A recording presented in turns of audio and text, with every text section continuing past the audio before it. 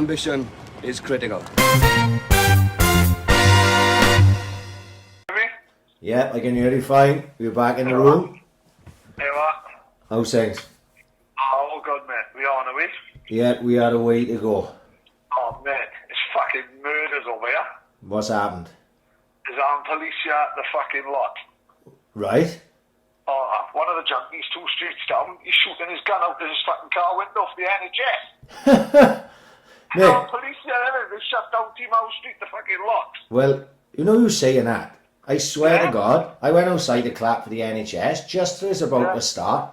Mate, there wasn't a bang, there was a boom, right? It might have been this fucking geezer. Well, no, this So, come... you know, he's the fucking, out the junkies over here, he's the one, half one who thinks he's fucking Tony Montana. Right. You know what I mean? No fucking fucks with him, but I don't think he'd be fucking scratching around with an Uzi on a Thursday night at 8 o'clock. Well, this was like Man, this was a boom, mate, right? And all of a sudden, there was this plume of black smoke coming from up over the Ghostway, right? Oh, fuck. And we were like, what the fuck? Like as if someone had exploded a car for the NHS at fucking 8 o'clock. Fuck. Like. That guy Ishmael, he just fell out of bed, didn't he? But yeah, there was fireworks going off, and I thought, what the fuck's going on? This is it. The uprising has begun, like, you know what I mean? But Listen, if it's going to start anyway, it's Evelyn Road. It's the capital of swimming pools and trampolines, isn't it? I can't wait for the Evelyn Road Olympic team. They're going to be amazing in 2026. Every garden got a swimming pool and a trampoline. Fucking unbelievable. It's like a cross between Adrian Morehouse and fucking Olga Corbett. well, speaking of swimming pools, I'm like the Jews in the Gaza Strip at the minute. I commandeered my neighbour's garden. What? Yeah, well, my neighbour on both sides of me, my neighbour one side, his garden's a fucking mess, but my neighbour on the other side, I haven't seen him for ages, right? Right? Yeah. So the fence, which is on her side, which is at the top of my garden, Yeah. it's been down for ages. So basically, I cut the grass the other day, and we put the swimming pool in her garden. Do they know about this? No. Well, of course they don't know. She hasn't fucking been to the house for about 18 months. She's on the shock. It's like the fucking Bay of Pigs. Yeah. Fucking hell. What's going to... Fuck it. No vibes. I just drill an hole and make a door in the fucking house. Fuck it. Yeah. All the time, even the house in Cumberland with 9 bedrooms. I hope she don't turn up tomorrow and I'm in my fucking Speedos in a swimming pool in the back of the garden. Do we Like. keep us like... What the fuck? You can't just go taking over people's gardens. You do realise that. Well, yeah, you say that, don't you? But Right? sometimes you just gotta, you've gotta think on the front foot, like, you know? Oh, that's amazing. Yeah. Imagine she come over and slammed it a lot and got a swimming pool on it. The works, like. To be fair, she's got to go with my neighbour on that side. She's just not there, like. But we just cut the grass and stuck the fucking pool in there. So as I had, the pool would have been on the grass where the football goals are, and it just fucked things up. So we thought, oh fuck it, let's take a bit of action. Let's just commandeer her garden for the summer. Why not? You know what I mean? What happens when she comes back then and she like wants to set up the barbecue and that? Well, obviously, Because if she happened to turn up tomorrow, I'd say, hey, we'll move that pool now. You know what I mean? fucking banging Tina there by candlelight, covered in fucking AU vodka. Mate, like Charlie Flop. The chance would be a fucking fine thing. I'm fucking exhausted after today's kick-ups. Honest to fuck. I'm fucked. You look tough today, mate. You look difficult. Mate, this week, the standard had gone up, right? Mate, we're getting debuts every day. It isn't like about let's just knock up 10 kick-ups for a bit of banter now. Now we're getting into the nitty-gritty, like. And some of this week, I'm genuinely, at this moment in time, I'm exhausted, right? Do you think there's some people who generally can't do it and they just Of course. out of it? Like, Yeah, of course, they'd have to, mate. You see it.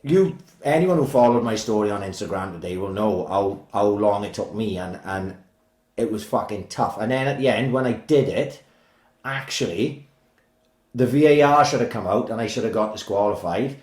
But there's no way. No, No. Stan goes back as fuck. He got a little bit of that sympathy with everyone now, and Well, you know what I mean? He knows Napoleon, like. the thing is, I felt like Eddie Earn. You know what I mean? I got the judge in my pocket, so I was due to get a decision go my way, and that Yeah, of course. that fell in my lap, that one there.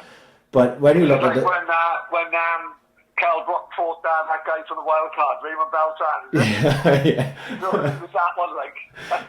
Sometimes in life you just get... Ricky Burns, it was, wasn't he? Ricky Burns, yeah. He broke his... Beltran broke his jaw, didn't he? And then he still won a bit.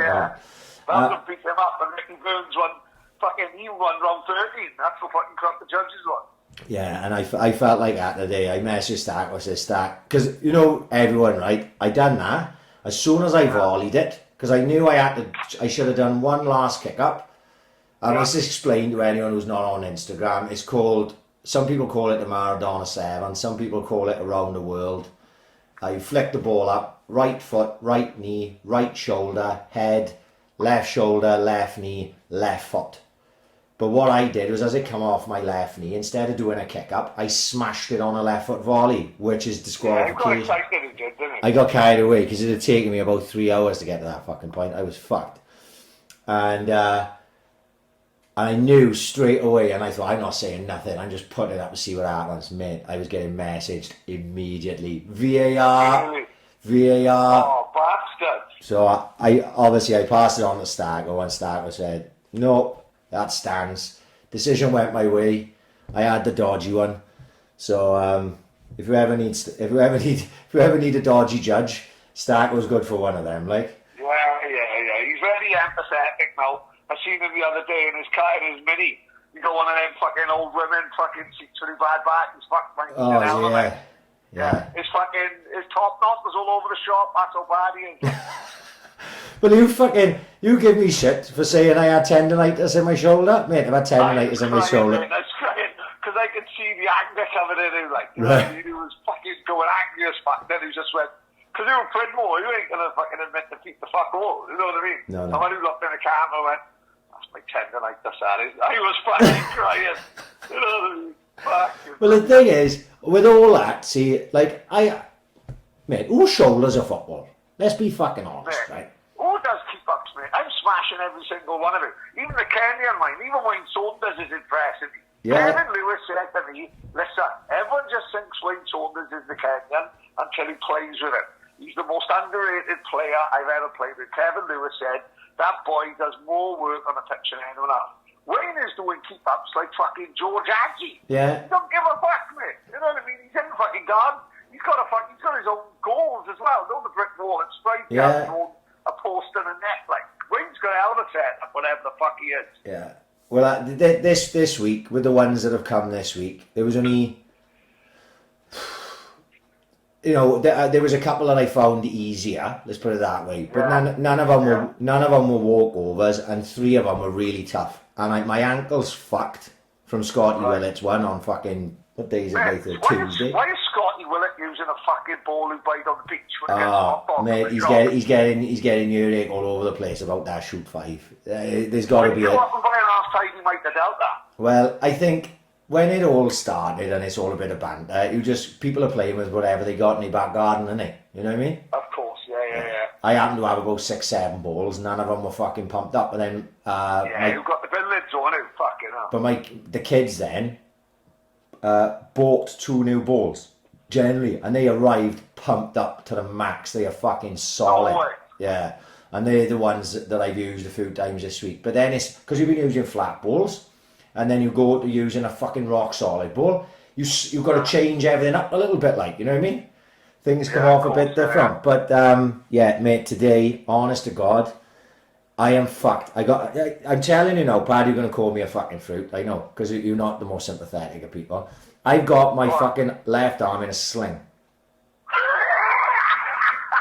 I swear to God. You're doing fucking keep-ups, you fucking halfway. Not fucking fighting for the fucking title. My left shoulder, right, I've been bad. I just woke up one morning before Christmas, probably about mid-November, something like that, and I just had a pain in my shoulder, and over time it gradually got worse. And like a twat, I just left it. That's the type of thing that'll fuck off. I had a bit of physio with Justin Parker just in the lead up to the lockdown, right? He's like, look, I think you got a bit of tendonitis in your shoulder. We worked out what muscle it was, blah, blah, blah, blah. I had a couple of physio sessions. It eased off. And then they go and fucking end the world, don't they, these Illuminati cunts. No thinking about my fucking shoulder and the pain I'm in.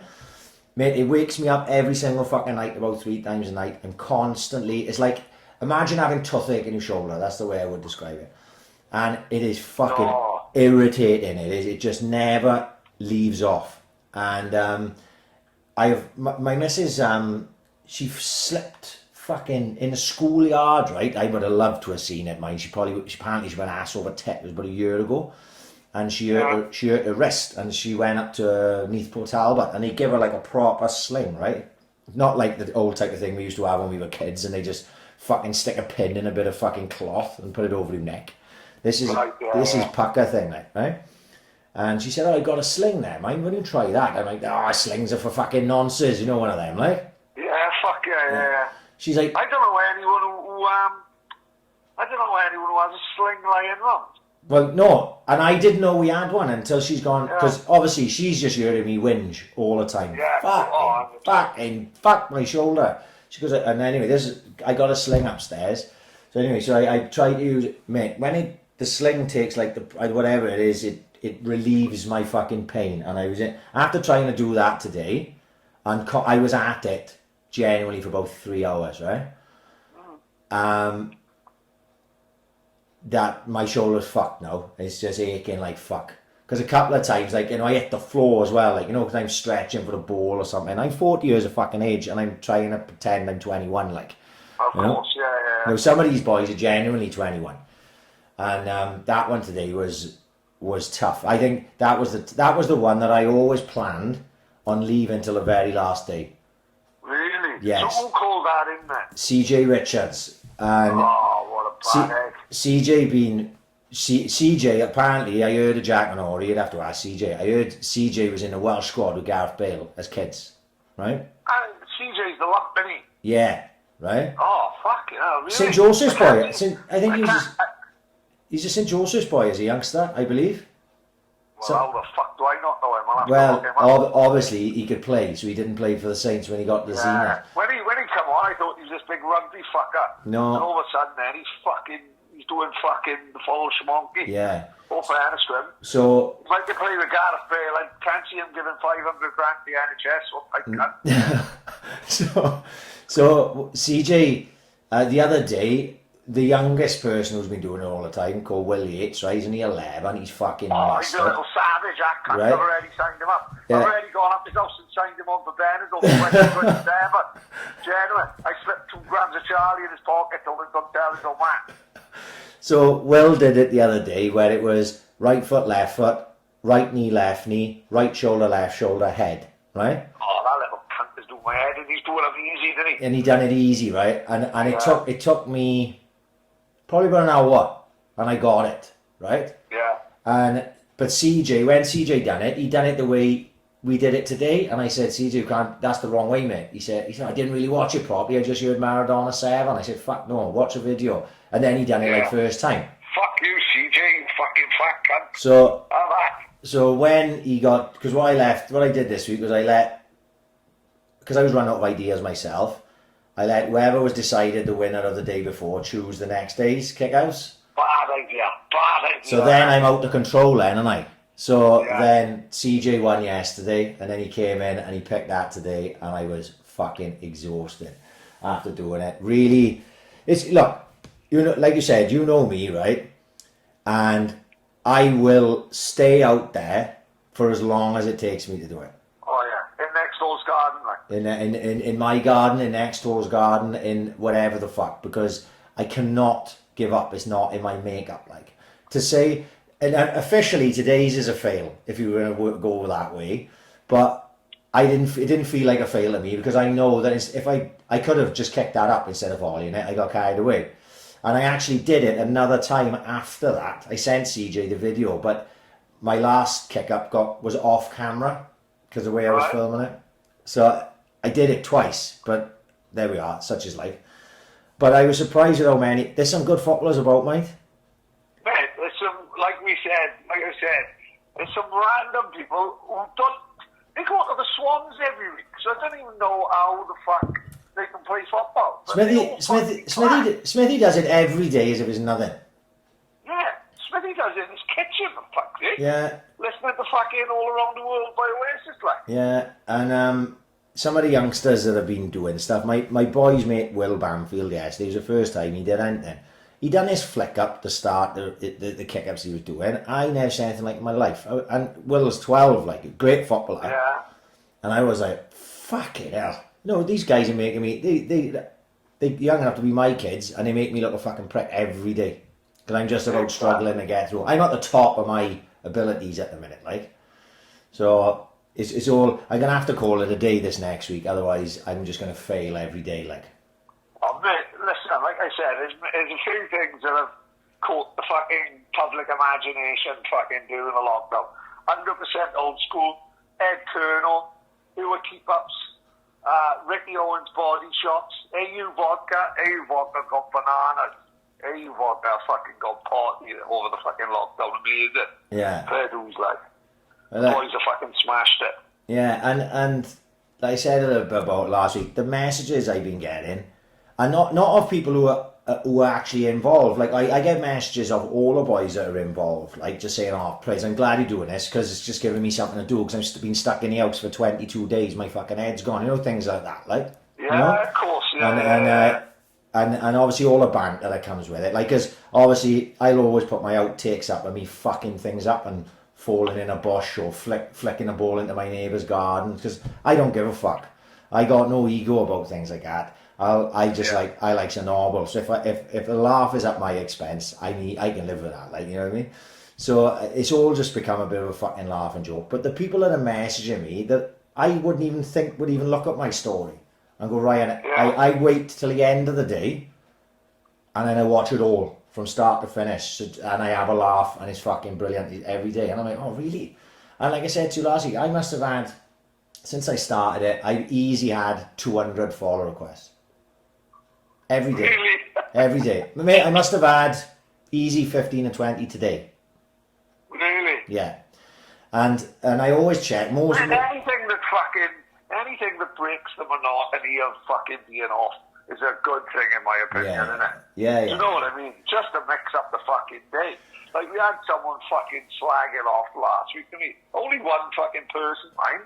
Yeah. And it just fucking riles me up because no one's doing any harm to anyone. Mate, to me, if everyone's in the back gardens all day, what harm is that? Why would you slag that off? I just don't get it. Yeah. It's only a bit of fucking fun, which is what life should be all about, really, isn't it? Yeah. Have a little bit of fun and enjoy it. Like, Well, anything you do that don't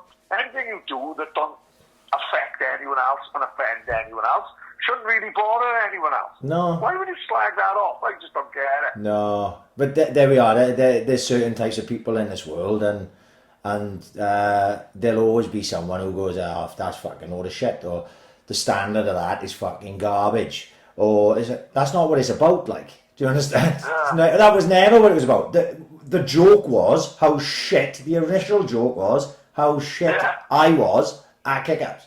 That was the initial joke. We've actually pulled out the bag, mate. Well, that is what I get a lot of messages about. Going, Ryan, you're actually getting quite good at kick-ups now. I'm going, fuck me. Imagine I'd actually taken time to practice this as a kid instead of drinking fucking white lightning down a park and trying to finger girls. I may have been half decent fucking footballer, like, you know? This generation I don't know whether it might be the old fucking, the goals out the back garden and all that and shit like that. So I just used to play outside my house on the street. And I was literally, there was no keep-ups, it was literally, I was Ian Rush. And same as me. One goal would be one goals, say fucking Everton's goals, and the other goal would be Liverpool's goals. And I'd be fucking one minute, and I'd be Kevin Sheedy, and the next minute I'd be Ian Rush. And I would just play outside for hours and hours and hours, that's all I do. And then, but no, I think they've all got goals out the back, and they've all got soccer schools and shit like that. I don't know, they all just seem to be more skillful. Well, when we were kids, like in Mount Pleasant, the end terrace of Rhondda Street and Stanley Terrace, which was 4 doors from the end of my house, they had goals painted on the wall, and that's where everyone either played in Terrace Road schoolyard football after school. I mean, now we would climb back in the yard and play football there, or when we were younger, we used to play right by my house. So that was all it was. It was never like, oh, let's have a game of fucking kick-ups. It was like World Cup Willie, fucking 3 and in, you know what I mean? And that's it. We just played. And actually, I spoke to Adams a couple of days ago. Lee rang me, and I hadn't really spoke to him. Only on WhatsApp and stuff, but I hadn't really spoke to him properly since this all kicked off. So we was on the phone for about 45 minutes. And we were, we were talking about it. And he was like, mate, we never did kick-ups. He said we just used to play World Cup Willie or fives or fucking, you know, headers and volleys, but I never practiced kick-ups. But then boys like Jinxie in, like Jinx is probably one of the best I ever saw, like in the flesh, doing kick-ups, right?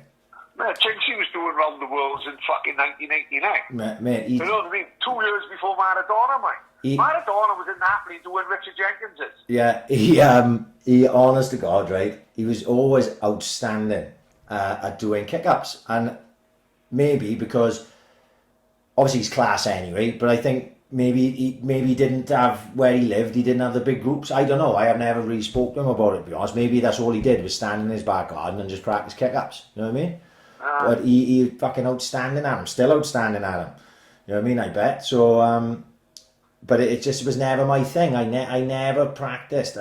Like, all the things that I would do in games, like Cruyff turns and the fucking step overs and things like that I did. I never really practiced them. They're just things that happened. But I never once thought to myself, oh, I better learn how to do 15 kick-ups on my knee, because that'll be really important in a game situation. Like, you know what I'm saying? It seemed like wasted energy to me. You know, I would practice shooting, passing, things like that. I wouldn't practice, let's hold the ball on my shoulders for 10 minutes, because that's not going to happen in a game. Win who headers, win who tackles, give the ball 6 yards to players that are better than me. That was what I done for 25 years. Well, there's nothing to be ashamed about with that either, because football's a team game and everyone knows their job. Some of the most annoying footballers I ever played with, they weren't the least talented, but they were the ones that were left backs who wanted to shoot from 35 yards all the time. Or, you know, strikers making wild challenges in defensive areas. There's a reason strikers are strikers. There's a reason left backs are fucking left backs. It's because if you're a left back, you're probably not talented enough to be smashing a ball from 35 yards in the top corner, especially at local league level. So don't try it. Like when I played fullback, I wasn't trying to drive balls in from 35 yards. It didn't want in my game. So I just fucking run up a bit, roll it off to more talented players who better going forward than me. You know what I mean? It makes fucking sense, doesn't it? Oh, of course, yeah. It's the fucking game. But like I said, and I've done more kick-ups in the last month than I done in the first 39 and a bit years of my life. You know what I mean? And that is, and I mean genuinely, it's not even close. Like I probably broke the amount of kick-ups I'd ever done in my life in the first 2 weeks, and I'm another 2 weeks past that. So I had never once that I could remember got a ball and said to myself, let's see how many kick-ups I can do in one go without the ball hitting the floor. But I've done that a load of times since I've been here, because I just had nothing better to do. So my record is now 132. Now I don't know how that stands in the grand scheme of things. I'm imagining it's not that amazing. But for me, 132, you know what I mean? Fucking hell, that's massive to me, like. So, but anyway. I remember doing 100 on the terrace of Peter Street when I was about fucking 9. I don't know why, they've always stuck on my head. I can even tell you where I was standing. Not on the terrace by my old house. Yeah. On John Doyle's old house. And I always, whether it's because it was the first 100 I've ever done, and it stuck in my mind forever. I used to play football for hours. There was less cars on the street then, man. I played football. I remember when Arsenal beat Liverpool 2-1. Michael Thomas. 2-0, 1989. I remember it was a Friday night for some reason. I don't know why. Probably the best end to a season ever. Probably better than, that's better than the Aguero one, I reckon. For our generation, most certainly, yeah. Well, Liverpool were Liverpool were a fantastic team, weren't they? Yeah. And they'd already won the FA Cup, and it was the year of the Bills when Liverpool were going for the double on They won the FA Cup randomly the week before, so it was like the first time ever that, I think it was because of Hillsborough. The FA Cup was played before the end of the season. There was one game left, wasn't it? And they played that game on a Friday night at Anfield. And Arsenal had to win by 2 goals, like, unbelievable. And obviously you can remember when, I think they all blamed John Barnes or Steve McMahon because they didn't kick the ball out. Right. John Barnes got the corner flag and kept it in, do you know what I mean? And John Barnes lost the ball and they went up the other end and scored, like, and I remember it was still like, when the game finished, I went out and started playing football. I loved playing my house. I played football for hours and hours. The only bad memory I had was when Anthony Coos and Jamie Francis come past, and I thought they was coming up to say hello, and they chucked a dead pigeon at me, hit me on the head, landed right on my street. I was running crying. I think I might have been 15. I was about 8. I run in crying with a dead bird landed on my fucking head. I was screaming. I was sobbing. Anthony Coos and Jamie Francis ran away. My mother was fucking screaming. I think my man just took it off my head and shoved it in the fridge, put the end of it in at the mad gun. Yeah. But they chucked the dead pigeon at my nuts. Fucking hell. It fucking haunted me for years. I couldn't watch pigeons speak for about 3 years. Honest to fuck played with my mind, like, and all that. Fucking hell, crazy. To the point where even to this day, no one seagulls on Buchanan don't give a fuck. Some twat is feeding them, some twat is going out, leaving scran right by my car. Yeah. Fucking hell, they treating my car like a fucking dummy. And seagulls this day, they don't give a fuck, do they? They brazen as fuck. Oh, did you see what one of them done to Tom Hall in Excellent Jones? No. I'll send you the video, mate. They chased Tom Hall. He run like Florence Griffiths Joyner. Ended up fell. No one of them ones who run in who balance, who end up falling. Yeah. First into the gravel. Yeah. That's what happened to Tom Hall. Two seagulls chased him. Oh, I'll send you the fucking CCTV. It's fucking tremendous. And it's no fairness. Tom Hall's giving it the big one. Let me tell you, when fucking it was like the seagull from Watership Down. Going, Gaia! He's like horrible country. That was the one. He chased Tom Hall. Tom Hall would still be running if he hadn't fell over. Honest to fuck. I'll send you the video. It's fucking tremendous. Well, I tell you what, another fucker that was taking a piss doing kick-ups this week is fucking Kurt. Right? He's in his fucking back garden. He's about 905 years of age. He's doing kick-ups with a leather ball with no trainers on and making it look fucking easy. I know. I'm talking while he's doing it. The fuck. Yeah, I know. And then Ian had sent me the video, and it was last night though, and I hadn't seen it. I saw it this morning, so I messaged Ian. I said, "Fucking have a word with Alan. Will he? He's making a fucking prick out of me." I know. Laughing, just fucking get on the fucking podcast, you fucking old cunt. Never mind fucking doing keep-ups for fucking Maggie's fucking Captain Jazzy. Get the Paddy's kitchen, you fucker. We got 2 hours to kill. Exactly. You know what I mean? And Ian said to me, I remember him doing that once, from Rotherslade all the way round to fucking Langland Corner. And I was like, keep up strutting around the mum. Yeah, I said, yeah, I could fucking well imagine as well. And he said, yeah, I think it was a fucking beach ball, and he was carrying a surfboard and a fucking deck chair. And I was like, yeah, right, Al, do us a favour, mate. Fuck off. Kurt is a different nature. He don't belong in Swansea. Kurt belongs on like some beach in California, doesn't he? No, I know, 100%, yeah. If Kurt lived in California, he would still go down the beach in his Speedos, 100%. Oh, fuck yeah. All the fuckers from Gold's Gym would come out and admire him, wouldn't they? Because he's mahogany as well, isn't he? How do you keep that colour all year round? I mean, is it? Bronze skin in February, he don't give a fuck. No, he is like something from a 70s cop show, isn't he? I gotta be honest, my driving band's coming on. Mine fucking out the back all the time. Oh, I'm not quite Jamaican bobsled team just yet, but I'm definitely closer to Mount Pleasant Mexican than I have in a while. Oh, I'm fucked, I am. I fucking, my back is like a Findus crispy pancake. I was weeding the garden with fucking my top up. I never ever put sun cream on. Even when we're in Florida, Mexico, I just don't put it on. No, it's like a competition to me versus the sun. Oh. It's fucking great. Oh, yeah, man, you won't win that one, man. Because you got that ginger skin as well, innit? You know what I mean? So yeah, it's my back is like my cock when I close my foreskin back, sort of touch. Honest to fuck, it's not good. It's not a good look at the minute. This is how I think sometimes if I had a bigger willy, I'd have like the old Jew circumcision like he did. Oh. Lop it off. It gets very milky underneath the skin sometimes. Oh, And I'd do it for a while. Lovely.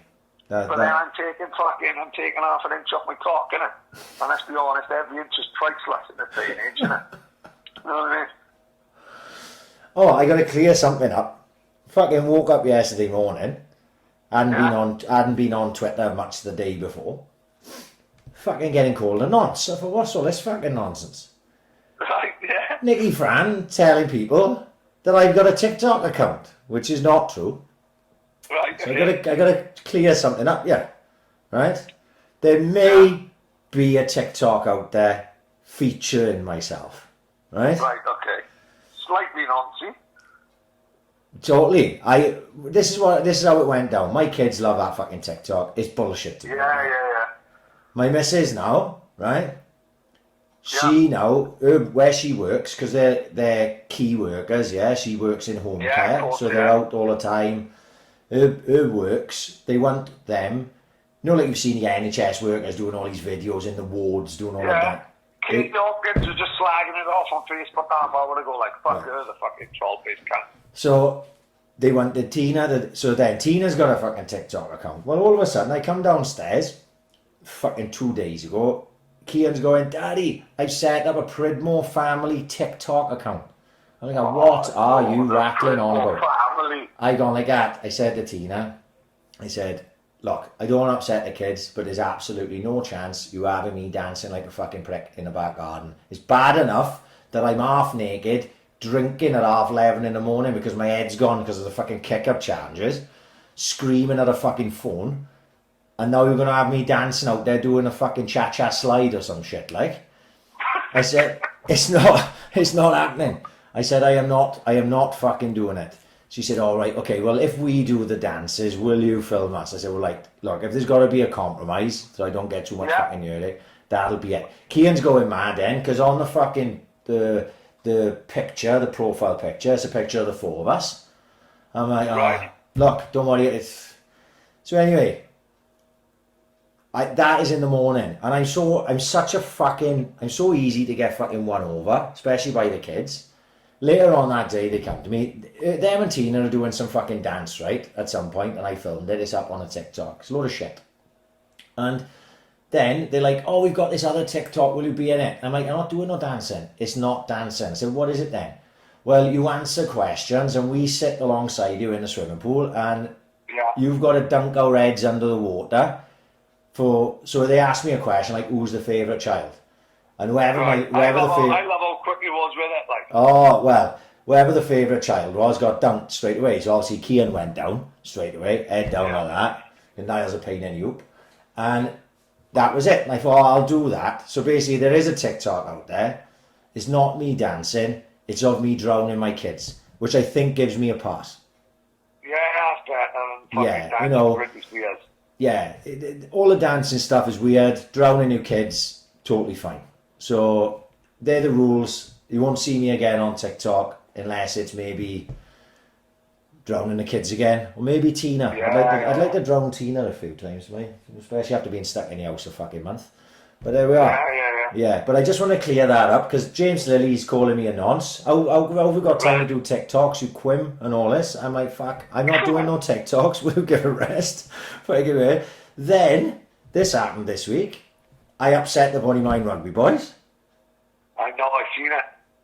Look, this is how this goes down. Twitter, I guess a message. Ollie Ricks, big shout out to Rixie. Right? Right, do us a favour, mate. We need the AIC effect. On what? Like what? Yeah, so they're doing this thing, the Welsh rugby teams, and basically it's a popularity contest, isn't it, right? Who can get the most votes on Twitter, and that team will win and go through to the next round. Well, Rixie now plays for Altwyn, apparently. Can you give us the AIC effect? I looked at it, mate, it was like 70-30 against Altwyn, right? I was like, oh, we'll see. This will be a normal just to see how this works. AIC effect, Altwyn win. 60-40 on the voting. I thought, fuck me, we may actually have some pull here.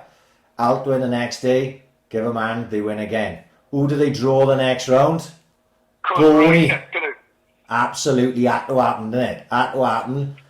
So I wait. Who are you going to pick today? You can't fucking go against Boney. Oh my god. So I had to abstain from that one. Paul Warlow's fucking sending me WhatsApp messages. Do us a favour, Prids. Ease off with Alpin, will you? Because we need Boney to win.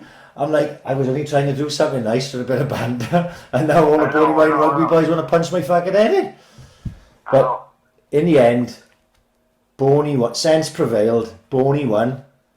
And now they have the full support of the AIC podcast in this popularity contest. We're going to be like in the football team, when we played at Bonymaen Park, if you look to the left on one of the roofs, someone will paint in Go Boney and white paint in it. Imagine painting Go Boney on top and fucking say that.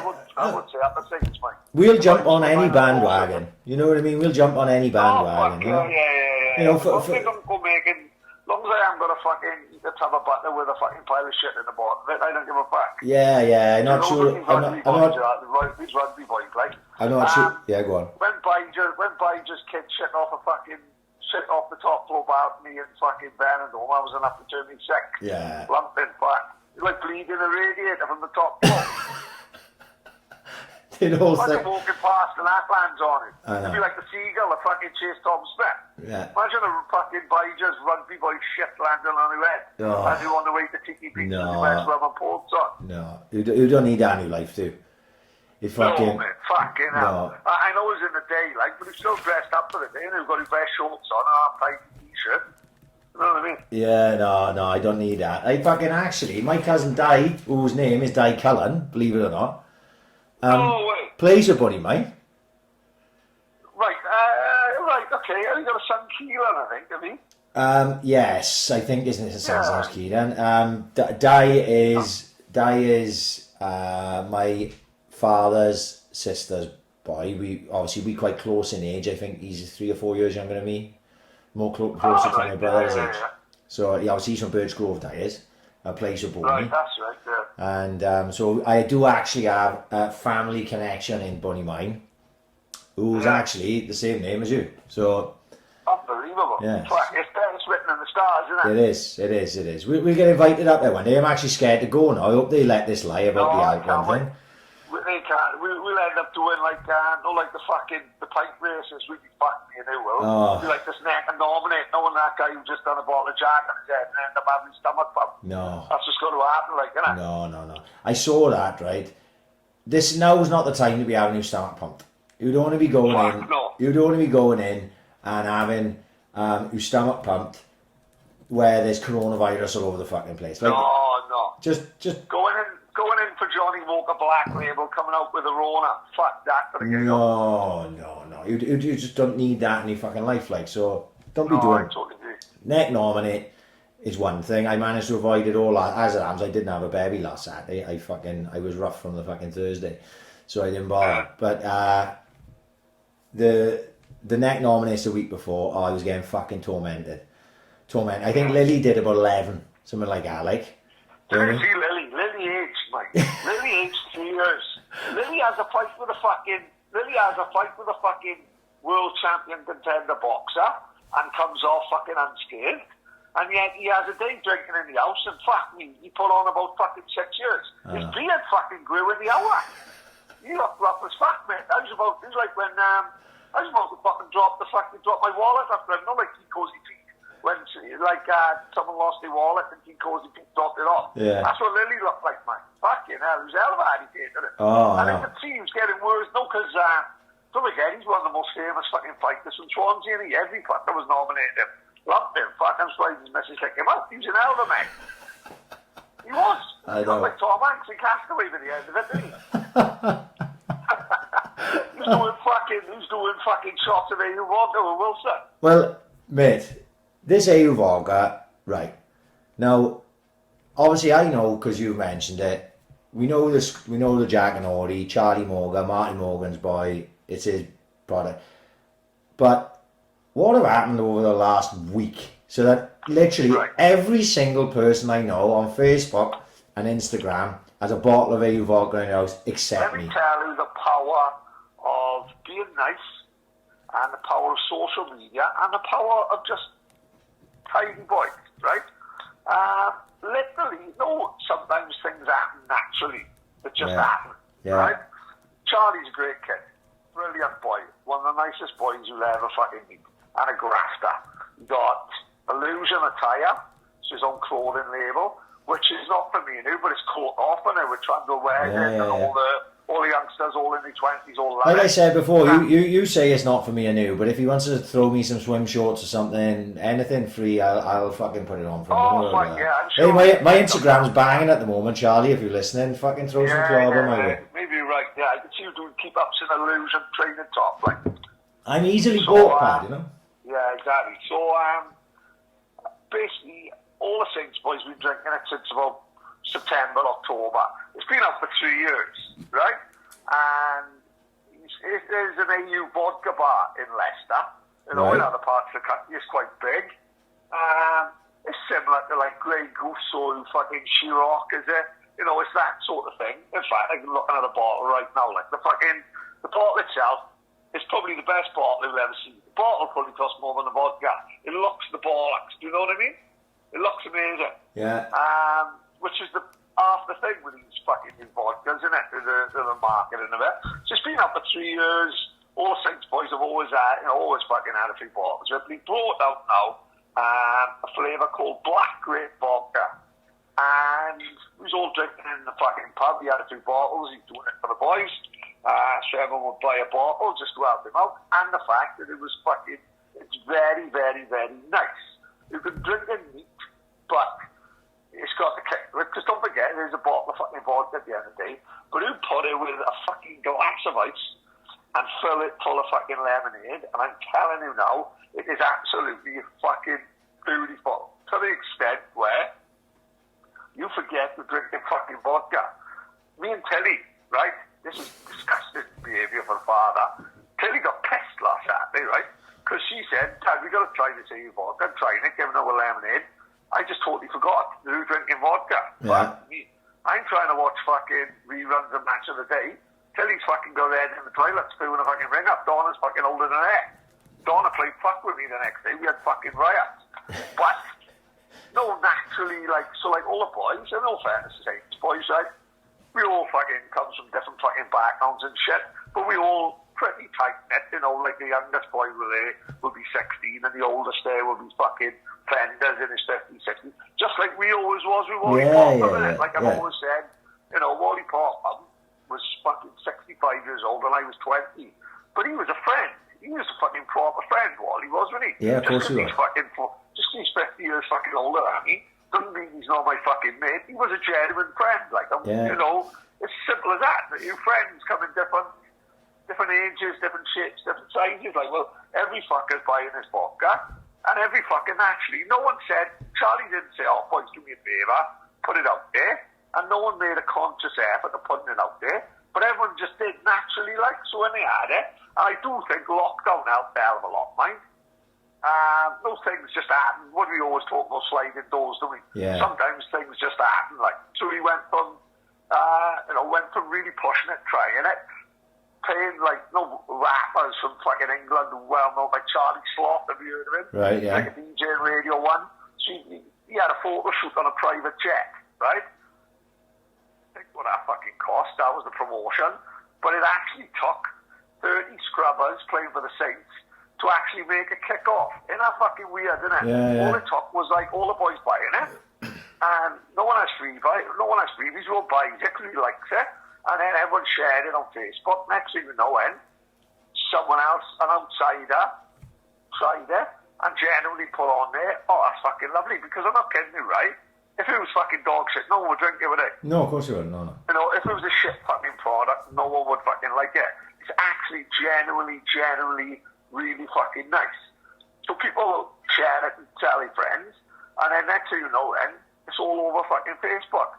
And he's fucking carting out, well, I won't tell you the number, but he's doing fucking X amount of fucking crates and crates and crates of the stuff. Also, word of mouth. Charlie's chuffed.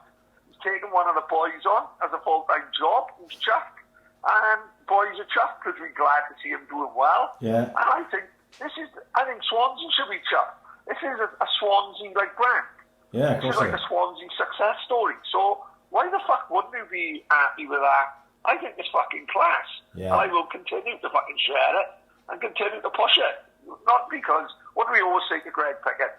We're not pushing it because we got like an ulterior motive. We're pushing it because I genuinely think it's fucking lovely and it's fucking class. Yeah. And I'm chuffed that a Swansea boy is doing really well. Even if I didn't know the cunt, I'd be chuffed. But it just so happens I know Charlie well. He's a cracking kid. So that makes me even more happier, like. And I hope it fucking carries on. And like I said, a lot of it is said because the lockdown, like. Because, let's face it, Swansea's full of pissheads, isn't it? So everyone's drinking bottles of vodka on a Tuesday afternoon. Exactly. You sucked off for drinking Stella and Strombo and stuff now. So you're looking at, black grape vodka. Fuck, I'll give that a whirl. You know what I mean? Like I said, the only problem is you tend to forget who's drinking vodka.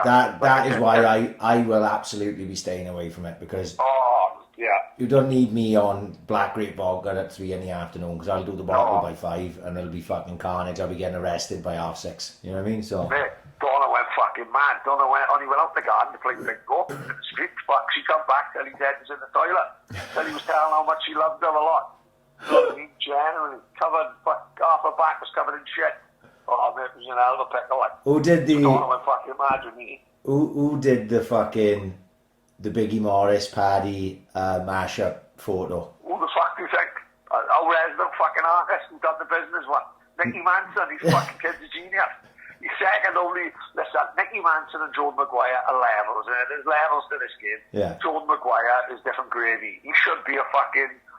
he should be a graphic designer. Nicky Manson is a stupid toenail cunt who happens to be half tidy with his phone. You know what I mean?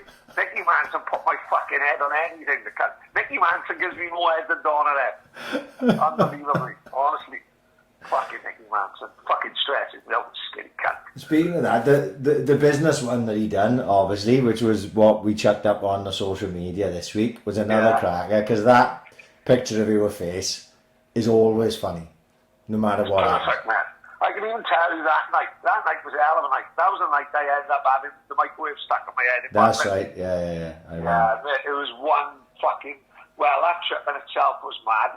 The boys went up on a Friday. I couldn't get Friday off work. I went up straight after work on Saturday. Took the Focus up. Took me 2.5 hours to get to Minehead.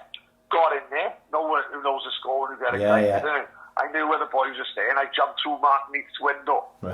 Scullo and had the shock of his life. No, I didn't walk in through the door. I literally jumped through the fucking window. Fucking Scullo and fucking petrified shit himself. So, crazy first night.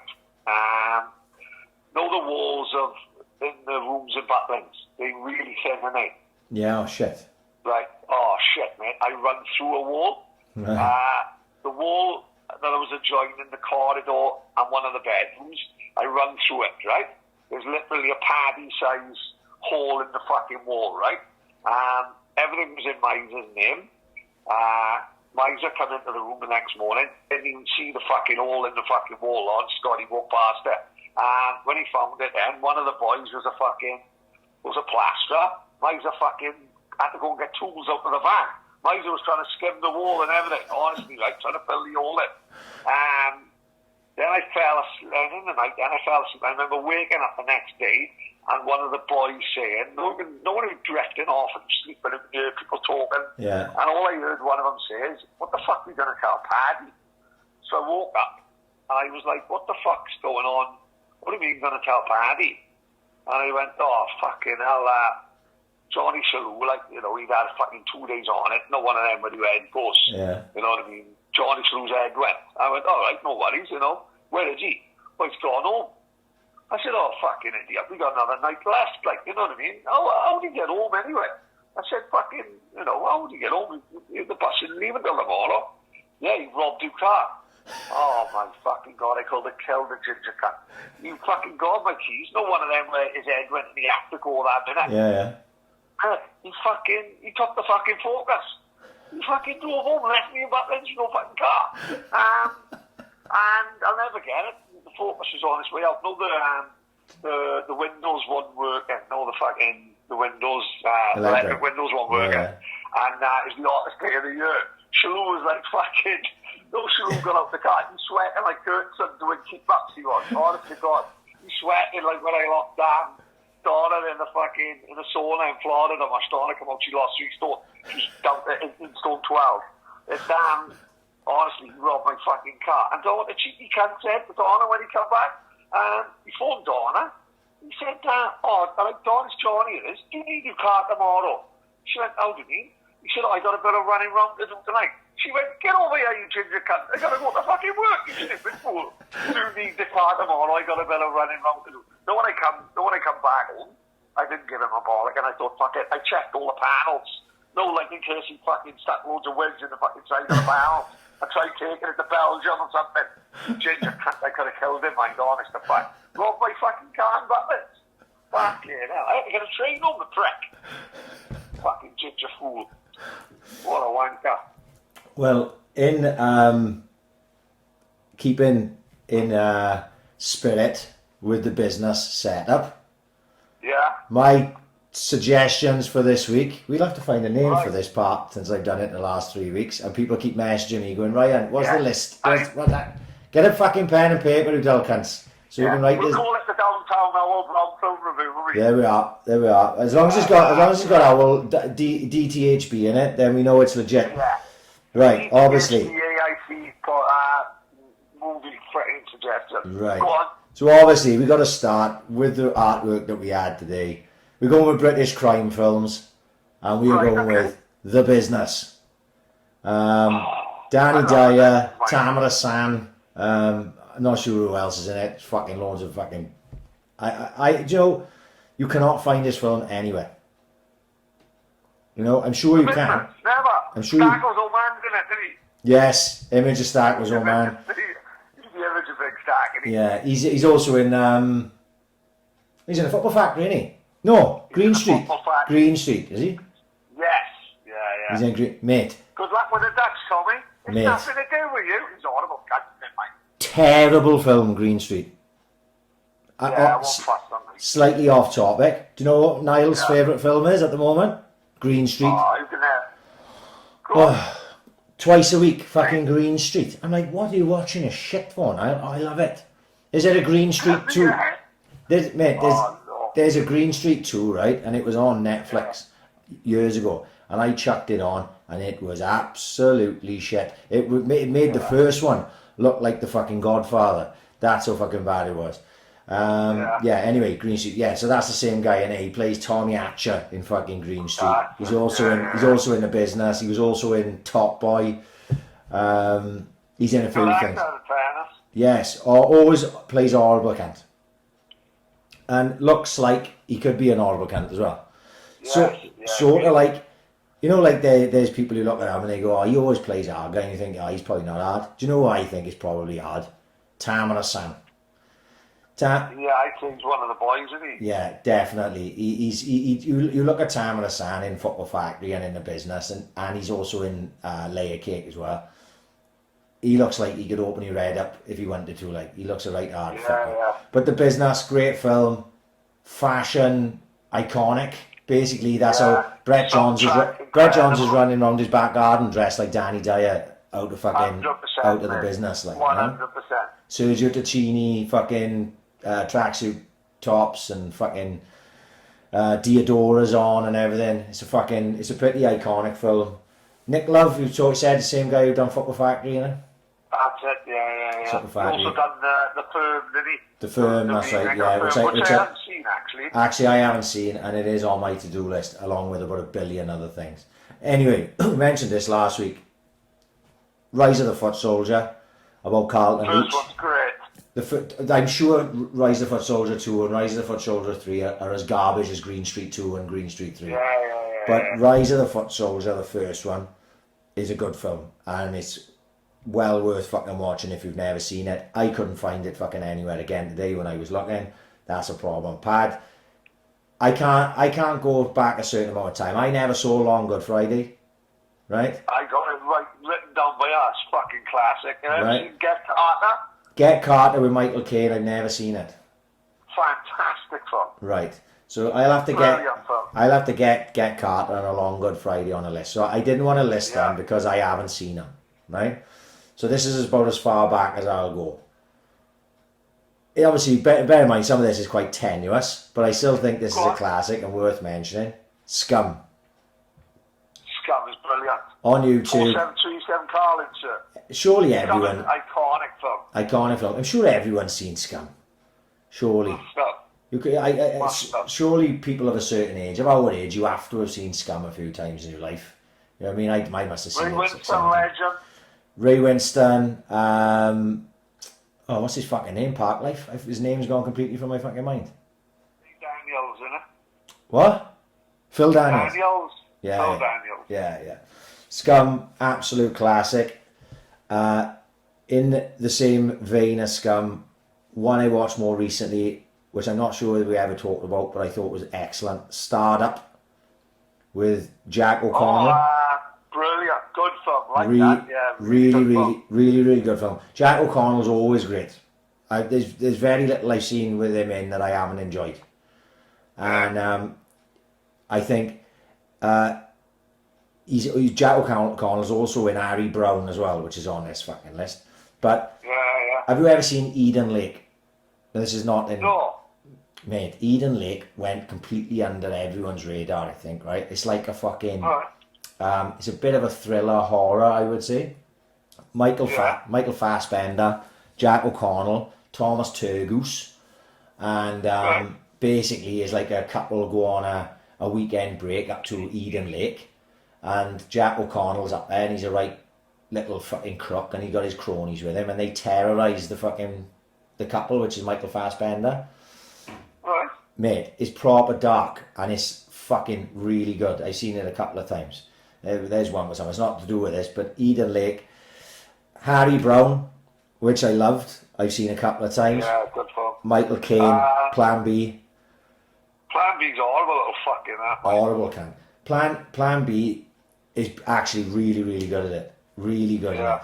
And I really enjoyed that film. I watched it a couple of times. You have to, it's not around, you have to pay for it, same as Startup. And also, speaking of Plan B, Ill Manners. Never seen it. Mate, I think it's better than Harry Brown.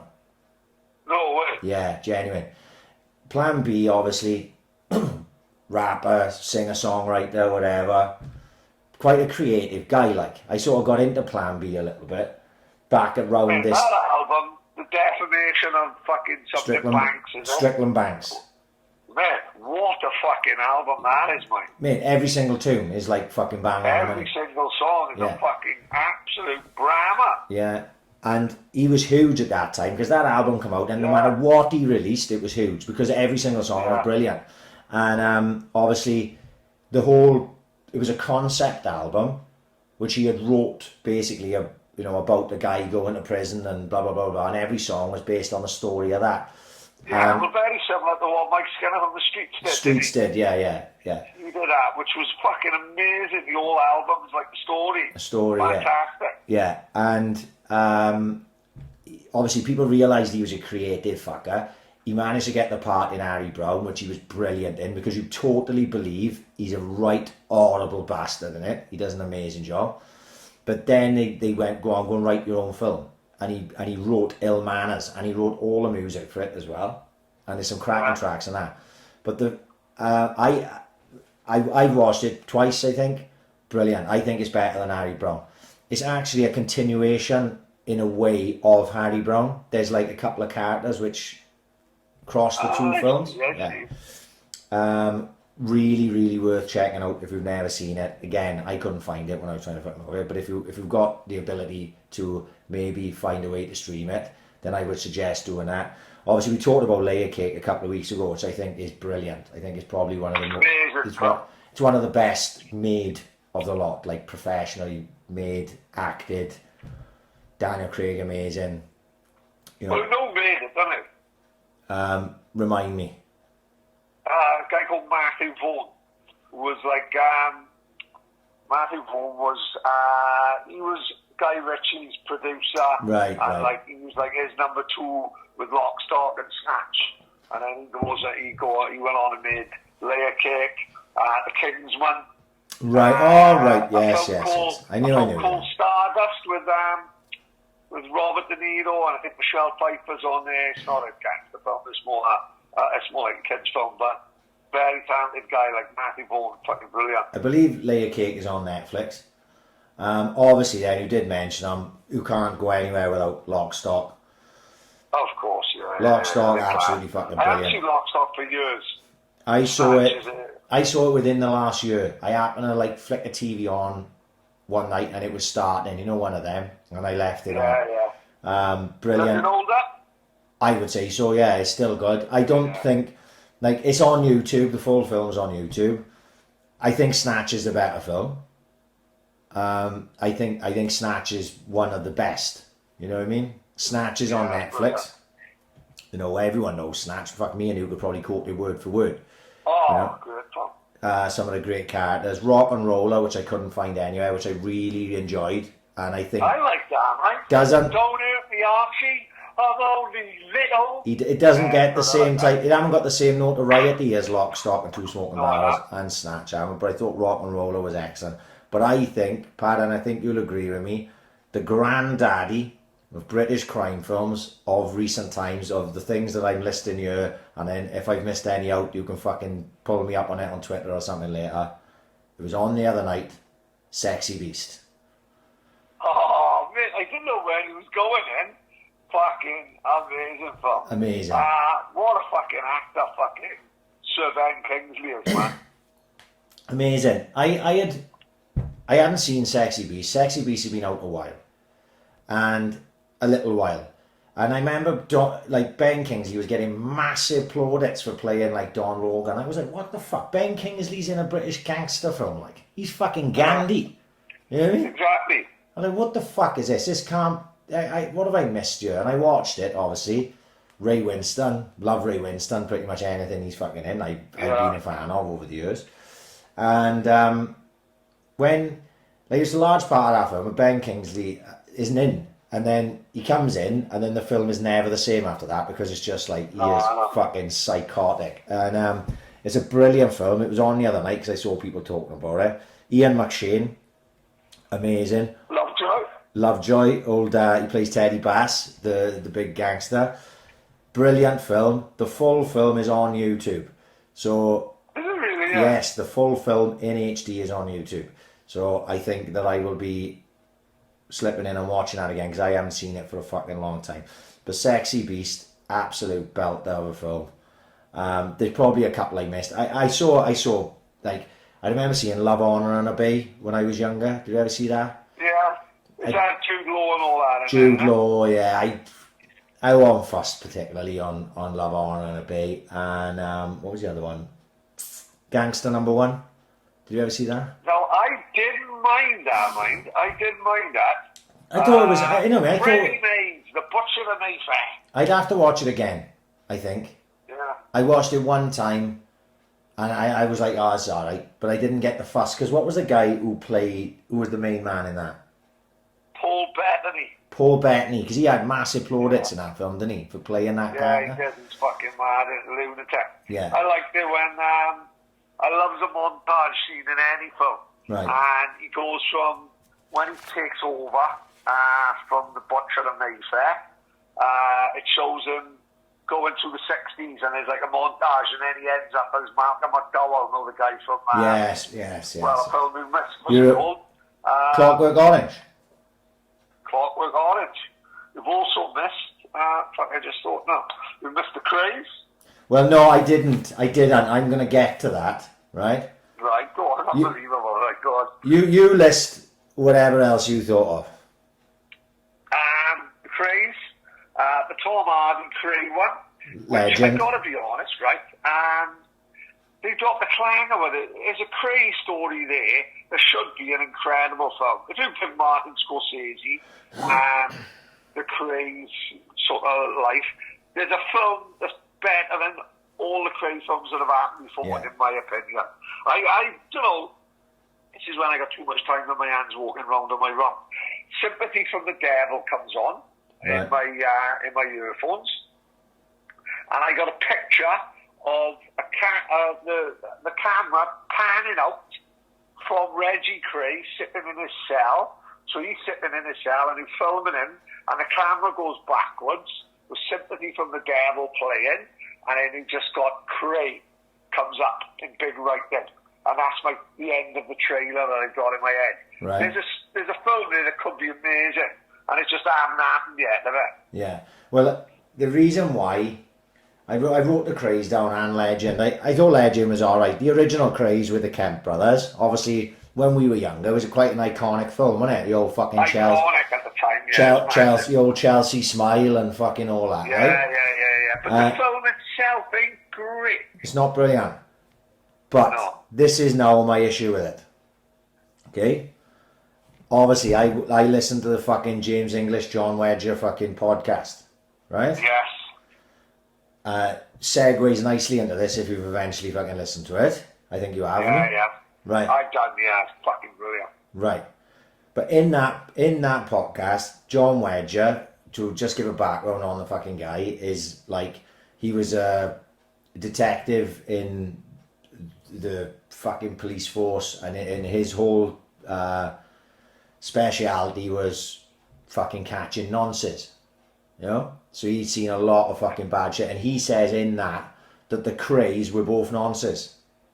Yeah, I could see that. Yeah. So you know which one was gay, was openly gay, because Reg, wherever it was. Yeah, and he says he tells a few stories about the Crays and things that he'd heard and stuff like that. And I say it's a fascinating podcast if you've not heard it. James English, John Wedger. It isn't the most uplifting podcast you'll ever listen to. No.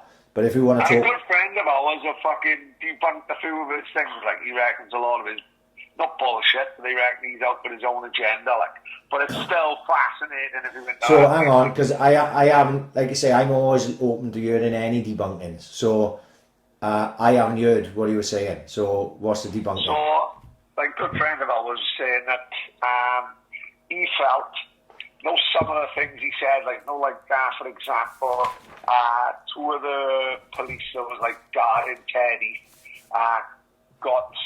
they finished and had their pension straight away. They got pensioned off. And he said, look, that don't happen. That takes years to fucking happen. You know what I mean? That's just bullshit. And he was saying it sounded like he'd lost his job with the police and then turned whistleblower. And he's going on podcasts like that and really substantiate and back up all his claims. But he's going on podcasts like that and saying stuff that our friend didn't really see to be true. But he must have some point, because he's on fucking James English's podcast, and some of the stuff he's saying, he would have been fucking holding the court, didn't he? Because a lot of things he holds back on because of libel and stuff like that, didn't he? Yeah, before we go on to that podcast, something linked into the Craze that's back on this week, and I don't know whether it'd be everyone's cup of tea, but I'm a big fan. Like, I like an audio book and like a fucking play in my ears, don't I, right? There's a thing on Radio 4 called The Corrupted, and it's about, it's just like 5 series, it's like a radio play. I know Toby Jones, that guy who we have mentioned him on here before, he got a face like the bottom of someone's foot. He's a really odd looking character. Have you seen him, that Toby Jones? I'm going to Google him now while you carry on. Right, so he's like he looks a fucking crazy fucking thing, like. And so they start off the 50s at the end of the war, right? So it's all about this family in extended London. Oh, fuck. He's crazy. I've just seen him. He looks like the bottom of someone's foot. He does, doesn't he? He does. Anyway, right, to start off in the 50s, it's all about this made-up family in London, and Toby Jones plays the father, and he's like a Jew, and he's like on the wrong side of the law in some ways, but they're not gangsters, but he's like always like trying to make money, and he's like trying to get into business. It starts off in the 50s, but you have characters coming in and out of the show throughout. So you have that guy's brother is like a boxer, and he has a fight with the Cray twins and fills them in. So you have the Crays coming in, you have the Richardsons coming in, right? You have because it's based in the 50s now. The first one I've started at the very beginning again now. So we'll have Jack Spot, and then who was the other one? You were Jack Spot, all these famous gangsters from London just coming in. And then you'll have the boxer in there does his shoulder in, and the doctor who fixes his shoulder is the doctor from the Profumo affair, the Profumo scandal, the Christine Keeley. Have you heard that? No. Right, so it was members of the government so the government, some high up guy in the government had an affair with a fucking prostitute, and he was having all these big orgies, no one like a country mansion. Right. And everyone's walking around naked and shagging. The old eyes wide shut action, is it? Yeah, no, the film Scandal. You must have seen the film Scandal, with the girl sitting with the wrong side of the chair. Have you heard of it? Yeah. Yeah, so it's all about that, like fascinating, like in this fucking the old faggots. But it was all members of the government was involved in these orgies, and they were fucking raping little kids. Well, they have that coming in. They have the doctor was in the Profumo affair, and it will say about government, like people like Teddy, and it was saying there was people in the government was like going to care homes and fucking foster homes, and kids whose parents had died, they were taking them there and ring them, or giving them money to be their fucking little what do you call it? What do you call the little kids who ends up fucking shagging older men? Oh, there's a word for it. Rent boy? Rent boy, it pays them to be the rent boys and that. So, as you've got the story about this family in London, in East End, you've got all these outside real characters coming in and out. And then it takes you up to, like, my old man been listening to it this week, and it takes them up to Kinnock and Scargill. Right. And they get into the government and the miners' strikes and shit like that. They've had Thatcher. And it's fucking fascinating because we've got all these characters coming into this story, and it's brilliant. It's on BBC iPlayer. Type in The Corrupted, and if you're into like audio books or fucking plays and all that, it's fucking brilliant. I can't recommend it enough. Like I said, it's not everyone's cup of tea, but believe me, it's fucking awesome. Well worth a look. Like. Well, you know what you're saying that now about that. What I watched this week, which carries on from the Wedger thing, I got sent we done a sort of conspiracy thing a few weeks ago, and then it's all sort of I keep getting sent stuff all the time. Just fucking playing havoc with you. Not only you mind, just playing havoc with you. Keep up to next one. I haven't got enough time to watch the things that I keep getting sent, right? Yeah, but anyway, my brother loves it, right? Proper tinfoil hat, my brother. And you wouldn't believe that, would you, right? Okay, but proper Illuminati fucking and all this, right? So he sent me this thing called Out of the Shadows, right? Okay. Now, he said to me, have you seen Out of the Shadows yet? I was like, no. I can't believe he sends me the link for it.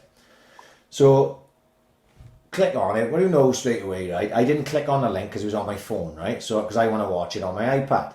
So, I put Out of the Shadows into YouTube. This is how you know YouTube is hiding it, right? Okay. I put Out of the Shadows into YouTube. That's not the same thing my brother sent me. I'm scrolling through, I can't find it. Right. So I put Out of the Shadows documentary. Scrolling through, still can't find it. So how the fuck, what am I going to have to put the fucking link into my iPad, am I? Is that what I'm going to have to do? So I put in Out of the Shadows official, right?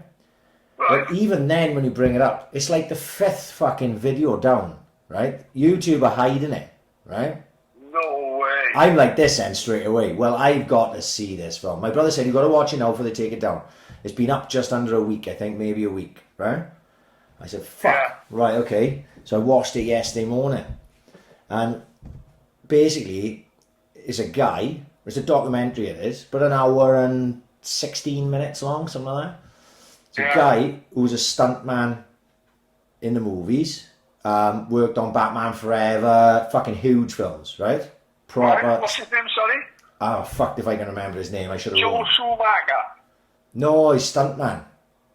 Right, okay, sorry. He's a stuntman. You wouldn't know him because he's just doing the fucking stunts, like, you know what I mean? I don't recognise him.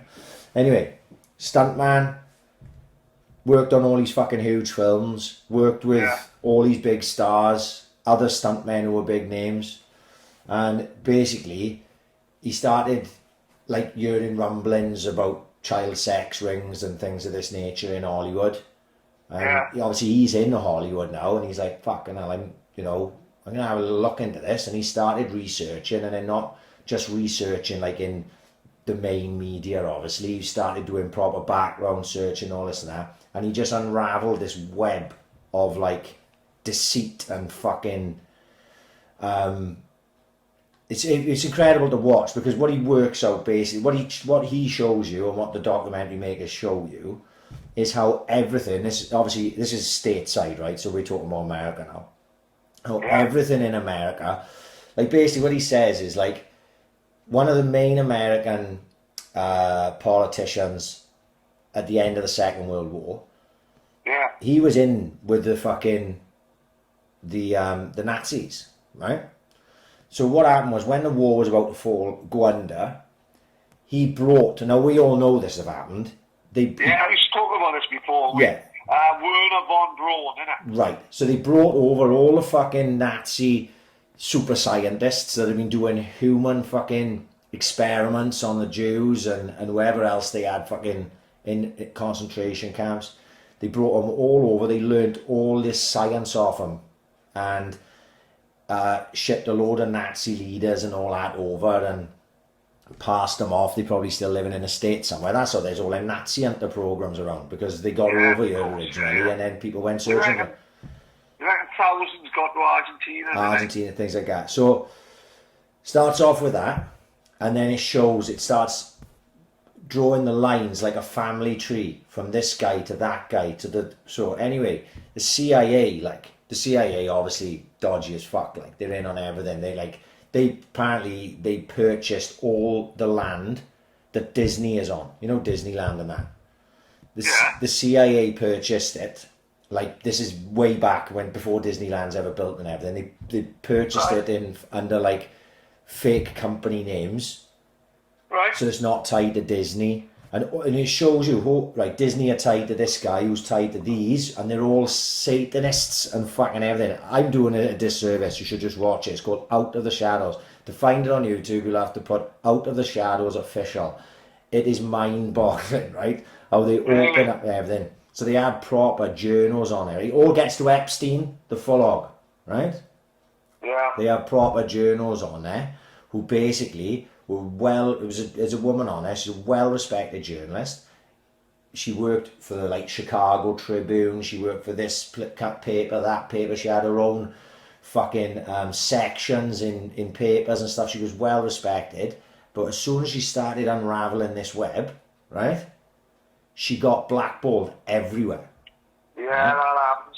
Right? So they talked. She's basically made out in America, in the media and that, as if she's a kook and she's a complete crazy conspiracy theorist, right? Yeah. Well, she was a completely normal person up until she started fucking around with this. See? Yeah.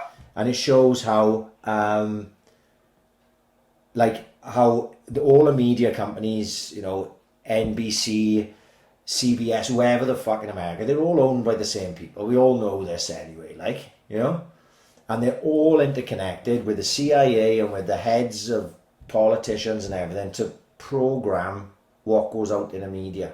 And there's a fascinating little bit of it, right? It's about 30 seconds long, where they put on about 15 different pictures of 15 different news channels and everything with 15 different presenters, and they all parrot in the same words. They play it at the same time. No. Yeah. So you look at it then, you go, if you just all you ever did is watch NSBC or whatever, news, you'd think that was only said there. But it wasn't. Yeah, of course, yeah. It's been said, that same bunch of phrases have been said all over these channels at one point, because it's all agenda driven from above those people who are saying the words. You know what I mean? And you hear what that guy was saying about the satanic rituals and shit like that? Well, this is it. Mate, there's a massive satanic ritual thing on this. I never knew this, right? The guy, I can't think of the guy's name now. Like I say, we'll have to watch the documentary. They show him on the news, talking on NBC or whatever, and he's like a liaison for the army, and he talks, to TV, you know, if they need to talk about something, he'll be on the TV, mate. You should see how weird this guy looks. You look at him, you go, oh my God, he's a nonce, isn't he? Right? Yeah. But back 20 fucking odd years ago, he was on Oprah, right? Because he's a Satanist, and Oprah's like, well, you're in the army, and he's like, yeah, the army don't mind that I'm a Satanist. He's an open Satanist, and he's on the news channels in America talking about current affairs and stuff. He's a fucking Satanist. They've got videos of him walking around his house, and one of the videos, he's like saying, oh, well, this is one of our daggers that we do sacrifices with. And this was so-and-so of the Nazi SS. This was his dagger. No shit like that. It's fucking all... And in this country, he gives naked Martin shit for walking around his cock and balls up. Mate, honest to fuck, it'll boggle your fucking mind. And then in the end, like I say, it all ties round then into Epstein and sort of what's happening now. You know what I mean? And Epstein's a mad one, man. I'm not being funny, right? Every single person, Cobley gave me shit the other day for being a conspiracy theorist, right? Give me shit. Because I told him the Tom Hanks one, that Tom Hanks had been arrested and all that. We get into that in a minute now. I've seen some of that. It's fucking yeah. So like I said, Cobley said he was a conspiracy theorist. I mean, but I'm genuinely not, like, I'm really not. I said, I only just think, I don't believe half of fucking what they tell us no more. So because of the fucking, me and my missus has murders. My missus loves the Queen. I from the last 6 months, I hate the fucking royal family. They're the biggest load of fucking freeloading fucks that are on the fucking planet, right? You hear story after story after story about when you walk down the corridors on the Paris, you're not allowed to look the Queen in the eye, you're not allowed to speak to her, you only speak when you're spoken to. You see videos of Prince Philip being a fucking horrible cunt to people, telling them, take the fucking photo. Now, with the greatest respect for the Queen, she's only where she is because she come out of her fucking father's ball bag. She hasn't the right to fucking... Why should one human being have the right that other people don't look that person in the eye? Who the fuck... No one on the planet should have that sort of privileged power, in my opinion. The husband just married into the royal family. Who the fuck is he to talk to people the way he talks to people? Prince Charles talked this fucking plant. He's a fucking nonce, and he cheated on Diana for the fucking horse head. So straight away he's fucked my head up, and he had her killed. The Prince Andrew, like they reckon, like close personal protection security officers of Prince Andrew. I've like gone on record as saying that when it goes to the fucking Buckingham Palace, you've got to sign in and sign out. It's all recorded and it'll all be kept away at the lock and key. Who visited, what time, what the purpose of the visit was. The only person who didn't adhere to this was Prince fucking Andrew, who would have prostitutes coming back and forth to the palace, being fucking running by London cabs on a regular fucking basis. Giving people shit literally for fucking, because one of them stopped a London cab and said, I can't let you in. Fucking two brasses in the back of a London cab. And like Prince Andrew's phoned down and said, if you don't let him in, he'll be fucking sacked for the morning. People walked past Prince Philip's window in the gravel and they said, Prince Philip said, stop fucking making noise. Like, he comes out of the window and he said, you can't believe like this language that come out of Prince Philip. And Prince Philip had this soldier sacked for making noise walking past his fucking window.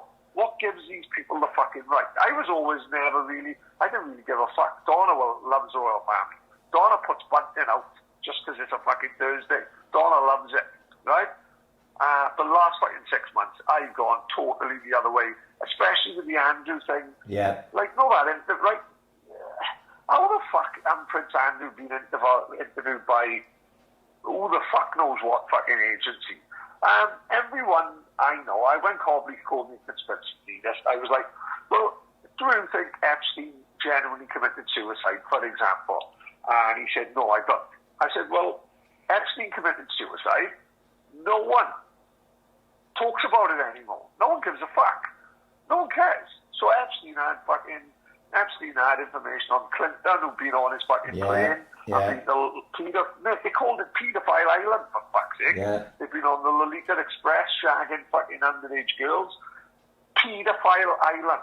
Step back now for a second and think about what that fucking place is called. Yeah. And they got records of Prince Andrew going in, Clinton going in. Who the fuck else was fucking... Who the fuck else was going in? Look at the fucking nice fucking high-profile people fucking going in. Kev Johns and Trundle probably went up there on a Thursday night after the Swans played. You know, it's fucking crap. Like, these people get fucking... How the fuck... Epstein got killed, and no one talks about it anymore. How the fuck is that possible? How is that possible? It's all on this documentary. It's fucking fascinating when you watch. It's not an easy watch by any stretch of imagination because of the content. But when you break down some of the stuff, they break down the Pizzagate incident. I don't know if you know about that in America. Yeah. This guy. Alex Jones was going on about that for ages, but you think it's crackers. Till then you realise you think, well, every other fucking thing he said come true. Yeah. Alex Davis was talking about an island, Paedophile Island, 15 years ago, and everyone laughed him off the fucking face of the earth. And now it turns out the cunt was right. You're saying with David Icke. So like all David Icke got laughed out the fucking he's getting out of Britain. And now it's all coming round. So you look at what happened with David Icke fucking week before last. This is another fucking thing. David Icke had been putting out the thing about his opinion, not mine. The coronavirus is bollocks, right? Right. Okay. And it's not, and they're like I say, I'm not saying this is me now for anyone gets in my shit because I don't need anyone who's fucking. I don't know. I'm in the fucking house locked in for a month, so obviously I'm taking it seriously, right? But David Icke is saying they're fixing the numbers. He's not saying it's not a fucking thing, but he's just saying they're fixing the fucking numbers to make it look worse than it is. For lock people in their fucking houses, it's all about control and taking away your rights and never really giving them back to you, right? Right, yeah. Anyway. As in when they coming out today and saying social distancing will last well into next year, like. Right. So all these type of things. So, anyway, he put out a number of videos. He was doing a live talk, right? Yeah. It premiered at like 3 o'clock on a Monday, not last Monday before, right? YouTube let that live stream go out, right? Right. I don't like where we go into it. And as soon as they finished, they immediately took it down, right? God, Lord. Right? So they were watching him to see what he said. They took it down immediately afterwards, right? So that is what they took it down for. They said was spreading disinformation about coronavirus. Right. Right? Obviously, information is only what their demand is. Their agenda isn't it? So it doesn't. Yeah, of course. In my opinion, it's a difference of opinion. It shouldn't be up to them. It's nothing to do with them. It's not for them. It's freedom of speech, isn't it? So no matter what he's thinking, even it's fucking nonsense. So it's censorship, isn't it? So YouTube then censored David Icke. Now they haven't took him down, but I'm sure he got a strike on him for that, right? David Icke in this country is the next Alex Jones, right? Yeah. So he's going to be the next one because he's talking about the same stuff Alex Jones was talking about in the States, and now he's getting a big following. And people are going, thinking about it, going, fucking hell, I thought he was nuts, but this doesn't seem so nuts anymore. You know what I mean? I agree. With everything that's going on. So what happened then was YouTube censored him, right? And I don't agree with the censorship. Everyone should be entitled to their opinion, whether you agree with it or not, like, you know. And especially on this matter, it wasn't like he was going out there and being openly racist or openly homophobic or openly whatever the fuck is. It was just an opinion of his, and he talked about it at length of what the grand plan is he sees, yeah? So anyway, what happened then was WhatsApp started censoring forwarded messages because they didn't want the spread of disinformation, right? Unbelievable. So if you noticed, I don't know if anyone's noticed over the last couple of weeks, you know, like you get sent a video of some fucking bird getting banged by an horse or something. And one of my personal favourites. You send it on through your fucking WhatsApp groups, and 3 or 4 of the boys. Now, with certain videos and certain pieces of information, you cannot forward them on more than once now. So Are you winding me up? I swear my life, I can't believe it hasn't happened to you. Obviously, you're not. To be fair to you, I know you don't forward on shit like that and stuff like that. But I don't. No, I right. don't. But like, I'm getting stuff sent to me, and I'll try and send it on to 3 or 4 different people who's into that, into like conspiracy stuff or, you know, whatever. And he'll only let me send it once, right? So other boys I spoke to have said it's happened to them. So WhatsApp now, apparently, bear in mind now, WhatsApp's supposed to be encrypted so that no one can see the messages that's on it. That's obviously a fucking lie. Because how would they know what anyone was forwarding on if it hadn't been flagged already and read by somebody somewhere? Right? So don't ever, all I'm getting at now is don't ever put anything on WhatsApp that you're not prepared for them to pull out at some point if it suits them. Because they're 100% fucking watching what's put on WhatsApp, and if they could use that against you, I don't think it'll matter to me or you know what I mean? But, of course, you know, you got to be very fucking careful. So they're censoring you on WhatsApp, they're censoring on YouTube, they censor you on Facebook. Everyone knows that. There's certain things you try and post certain stuff up, especially conspiracy stuff up on Facebook. They'll never let you put that up as your status. And the fact of the matter is, right, and this is on the Out of the Shadows documentary, conspiracy theory, that term, conspiracy theorist, was started by the CIA. Was started by the CIA to stop people speculating about whether Lee Harvey Oswald was guilty of shooting JFK. No way. Because that was the very first sort of time people went, hang on, this makes no fucking sense. Back and to the left. You've said it before. Back and to the left. Right? Well, the thing with that, like, take away, so in them days now, there was no, because people just think that back then was like now. It was, people heard on the radio and people heard on the television news. No one saw the footage of the Zapruder film for about, I think we was talking, if not months, maybe years after the event. You know what I mean? Right. So like, if Boris Johnson got shot tomorrow, it would have footage after footage. It's like 9/11, and yes. 9/11 footage.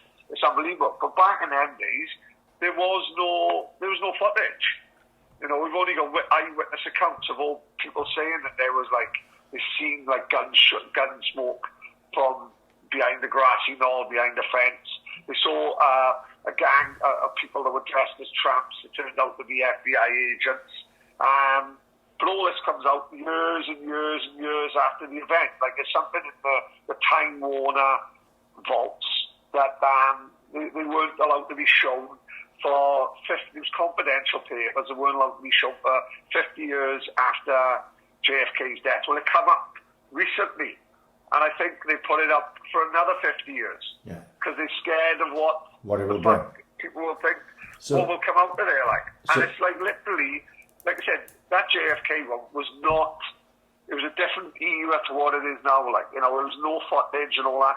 Imagine that guy Zapruder didn't have a film camera for Christmas or whatever. Imagine he didn't film that. No one would probably know any fucking different, would they? Yeah. Everyone would just think Kennedy got shot, and that's it. And that's it. And there's no Twitter that people could say, I'm fucking telling you now. There was people over there. There was shooters everywhere. The car, by all accounts, slowed down to like 2 miles an hour, but the film never shows it. The film just shows it at the same speed. Right. By all accounts, the car nearly come to a halt at that fucking position, like, to make the shot easier. Fucking crazy, innit? Like, people couldn't get away with it this day, but don't forget, it's fucking early 60s. Yeah. Totally different fucking era, you know? So the CIA come out with the term conspiracy theorist, which is so popular now, and it's easy for someone like Cobley's to say, oh, you're a conspiracy theorist. Basically, they've just fallen into exactly what the CIA planned. Is to if there's any ever dissenting voice, you just call him a conspiracy theorist. Alex Jones, conspiracy theorist. He's a kook. He's a fucking headbanger. You know what I mean? So people don't take him seriously. David Icke, conspiracy theorist. People don't take him seriously. That term was made for that, so dissenting voices don't get fucking heard. You know, and like you say, that out of the shadows, it goes through it all, and it comes up to the point that with Epstein, like you say, you started talking to them. I seen the other video then that they reckon that in the States now, a lot of these the house of cards is falling, isn't it? That's what right, so go into that, because a lot of people want to hear this. Like, fuck, I'm just mad about fucking. I'm looking at a photo now of Tom Hanks' fucking year. Tom Hanks with a bald head in a kitchen. Tom Hanks filmed a monologue for Saturday Night Live, and in front of a kitchen, they reckon screen. Yeah. They reckon, when you look at it, Tom Hanks lives in a £30 million house, and the kitchen looks like fucking mine just before dawn and cleaned it. I know, I saw it. Well, like you say, people are going to think we're fucking mad. You go into the Tom Hanks thing, the talk was, wasn't it? Like, obviously, this Out of the Shadows, watch that, right? That's not as wild as this is where we're going to go, but it all ties in the same if you want to go down that rabbit hole, right? Yeah. Out of the Shadows on YouTube, like I recommended Maradona last week. If you want your eyes opened a bit, watch Out of the Shadows and just see how they put it all together. It's quite fascinating, right? Anyway. So this leads into now. So obviously, in the timeline, what the final bits are of Out of the Shadows is Epstein's arrest, Epstein's death, and obviously what he could have uncovered in the time he was nicked anyway. And obviously in the same period after this film had been made, Weinstein's gone down, hasn't he? Right? Yeah. So the talk is, how much truth is in that? Correct me if I'm wrong, Pad, but that Trump isn't having none of this fucking child sex stuff. That's what they reckon. Yeah. And he's set out to bring these fuckers down. So when this coronavirus thing started, a lot of the heads of certain companies which would be in the web of deceit. Explain how many. They reckon there's more CEOs have fucking quit in the space of a month and a half than have in 10 years space of time. Right. Which is fucking just mad coincidence. So these like Disney CEOs and fucking, I don't know, Google Starbucks CEO and they all start standing down like out of nowhere, and they don't get reported on because the world is talking about coronavirus. Because everyone's talking about you can't turn the fucking TV on without coronavirus. There are actually other things happening in the world. Just for record, I watched a late night news program, right? Last week. It was the news, but it was late night. You won't find this news in a day. These are two of the stories that were on the news, which are completely being shunned, right, at this point. Go on. At the time, this was last week, before we did last week's podcast, because I had it down to talk about it, and then we went on, and I never got to it. There was forest fires in Ukraine, which were about to encroach on Chernobyl, right? No way. Swear to fuck. Showed a little, mate, it was honest to God about a 2-minute snippet. You're talking about Chernobyl, right? Where there was the fucking worst nuclear disaster in the history of the world. They made a fucking brilliant program on Sky about it, right? And brilliant. They reckon the increase in cancer throughout fucking Western Europe is unbelievable since that. Like, no the cloud that's supposed to fucking spread over Europe just from that one event. Like, so that should be a major fucking storyline that nobody knows about, because they're just burying it with coronavirus. They're just frying everyone's minds with fucking coronavirus, right? Bear in mind, not that I discounted any deaths. Of course, I wish it would never have happened. But there's been 400 deaths in Wales, and there's 4 million odd people. There's probably 0.02% of the population. It's very, very small, right? That same news, just after that, in Italy, right? There's been like a disease that they're worried about, bacterial infection that's gone into olives, right? So Italy, they supply olives all over the world, isn't it? It's a multi-billion dollar fucking business, right? And these olive groves are having to be burnt to the ground, right? This is financial ruin for Italy, on top of the coronavirus, right? Right, okay. You didn't know that till I just told you, right? Now you heard one fucking sentence about it. Right, mate, it's showing these farmers going through their fields. Fuck the coronavirus, they're just trying to burn their fields down so they can save some. You know what I mean? They don't know what the fuck is causing it. Google it, it'll come up, I'm sure, if you Google and look for it, but they're not showing you at 5 o'clock at tea time on fucking BBC News because they just battering you with coronavirus. I saw that news report about fucking 11 o'clock at night. Just because I was up late, I'd watched the film and my missus had had the news on. I stopped the film because it was finished and that was on the fucking screen. That's how I saw it. So there's other news going on. So obviously they're only going to show you what they want to fucking show you. So back to the CEOs thing. We know about that because we stumble across these things because we're sort of looking for it. Yeah, all the time. Yeah, right? That's not being reported. That's not being reported. Is it? Yeah, not me. The first I heard about it. No, but I mean the CEOs thing, which we knew about probably 3 or 4 weeks ago, of all these CEOs of the big companies, that's not being reported. Surely somebody should be asking questions going, why is this happening? Right? So anyway, the because that is like you said, it's a conspiracy. Of course, it's a conspiracy, right? But so say you've got a time span of 10, 15 years, and 3 big CEOs quit. How can you go from like 3 to like even 16 or 26 in the space of a month and a half?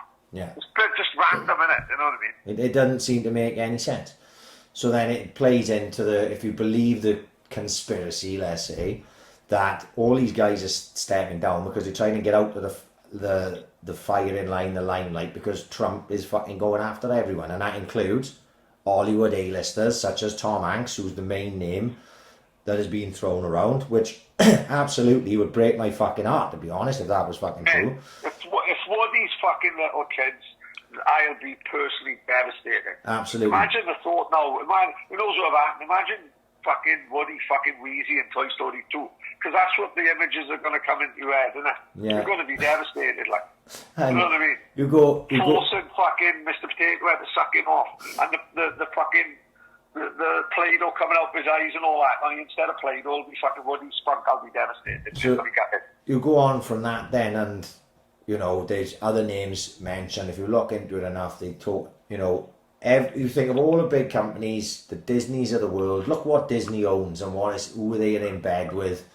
And all the big directors and all the big stars, and in Out of the Shadows they say, to become as big a fucking star in the music industry as someone like Lady Gaga or Katy Perry, you have to have given up something.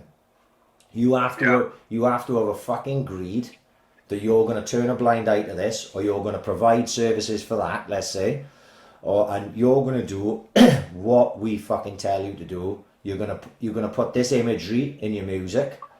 You're gonna talk about this stuff, agendas and everything when you go, because and that will allow you to become the biggest star in the world. You can't just. Sorry, go on. You can't just become that level of star without giving up something somewhere along the fucking line. So even these big. We reckon Weinstein, to this day, is shocked that all this come out, because in Weinstein's world, this is what happened. This is how women got ahead in Hollywood. Yeah. You reckon, like, the casting couch goes as far back as Marilyn Monroe. Yeah, I see heard the that. Marilyn Monroe casting couch of Marilyn Monroe having full-on sets in 1953. This is what happened. This is how Hollywood have always worked. Like, Harvey Weinstein apparently couldn't believe that they all bubbled him because he thought they were all his friends. Yeah. You know what I mean? He genuinely thought that they was all friends. Like, and his emails out there that show, like, big Hollywood stars sending Harvey Weinstein emails, and they all generally nice, friendly emails. And then all of a sudden, then he gets taken down, and to this day, he probably doesn't even know what he's done wrong. Because this is how that industry have always worked. Yeah. If he had, like, all the people that were coming out and slagging him off, when Weinstein's going up to collect his Oscar, and you've got Gwyneth Paltrow and Oprah Winfrey all cheering, giving him a standing ovation. How does it go from standing ovation to them saying that he hit them? So, you know what I mean? Because they all knew what was going on. Yeah, of course they did. They was all happy to turn a blind eye when it suited them. When it suited them. So now he's a scumbag. Simple as that. But he was a scumbag. He was allowed to be a scumbag. Yeah, and a large number of the women that went to him, they knew what they were getting themselves into. They knew, if I go and suck Harvey Weinstein off, I'll probably get the part in that film. Yeah, spot on. You know what I mean? It was you scratch my back, I scratch yours. But now they've come out for whatever, and obviously the House of Cards again have fallen. Epstein, Weinstein, right? I'm surprised he's lasted this long alive, Weinstein, to be perfectly honest. The only thing, the only thing that, he's got to die of corona, ain't he? Well, this is it. The only thing I'm thinking with Weinstein is if it's true with the Trump thing, and if Trump have got him under lock and key to fucking protect him while they bring down everyone else, and he's saying, with that 23 years we give you, you can fucking forget that if you help me fold all this. You know what I mean? Did you see the photo of Tom Hanks and his missus in quarantine in Australia? Yes. Right, so above the door there was a barcode. Okay? Right, no, I didn't see this. Now go on. Right, I didn't pay any attention to this anyway. If you wouldn't even see it, I wouldn't even seen it if it hadn't been put on this photo. And I'm not even saying I believe it, right? Because it's fucking cracker, so I don't even believe it, right?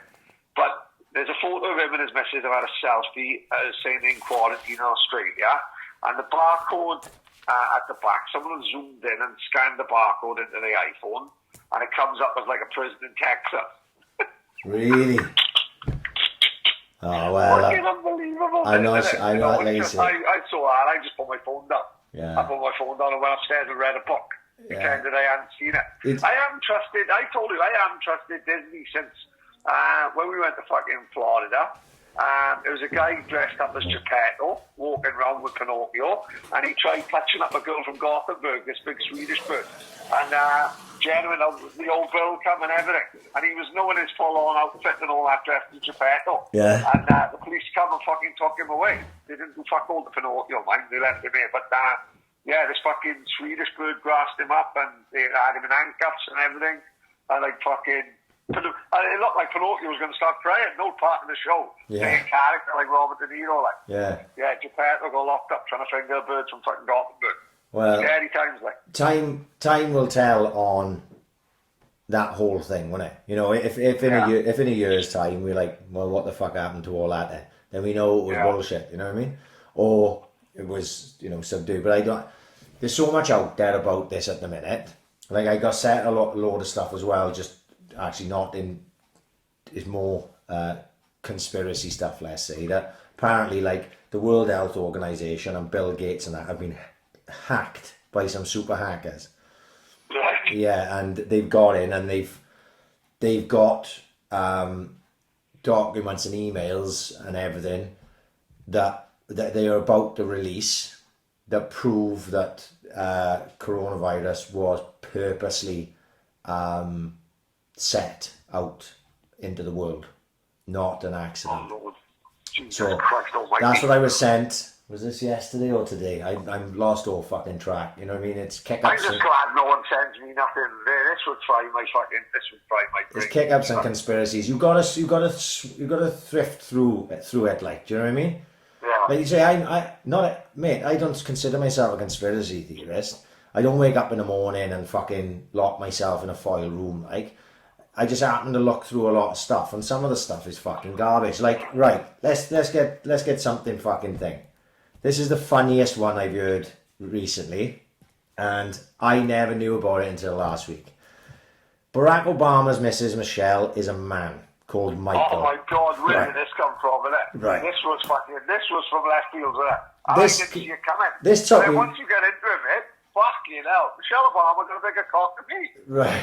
So that completely took my legs out from under me. Where's that come from? Where's that come from? Now that to me seems like a conspiracy theory, like a proper.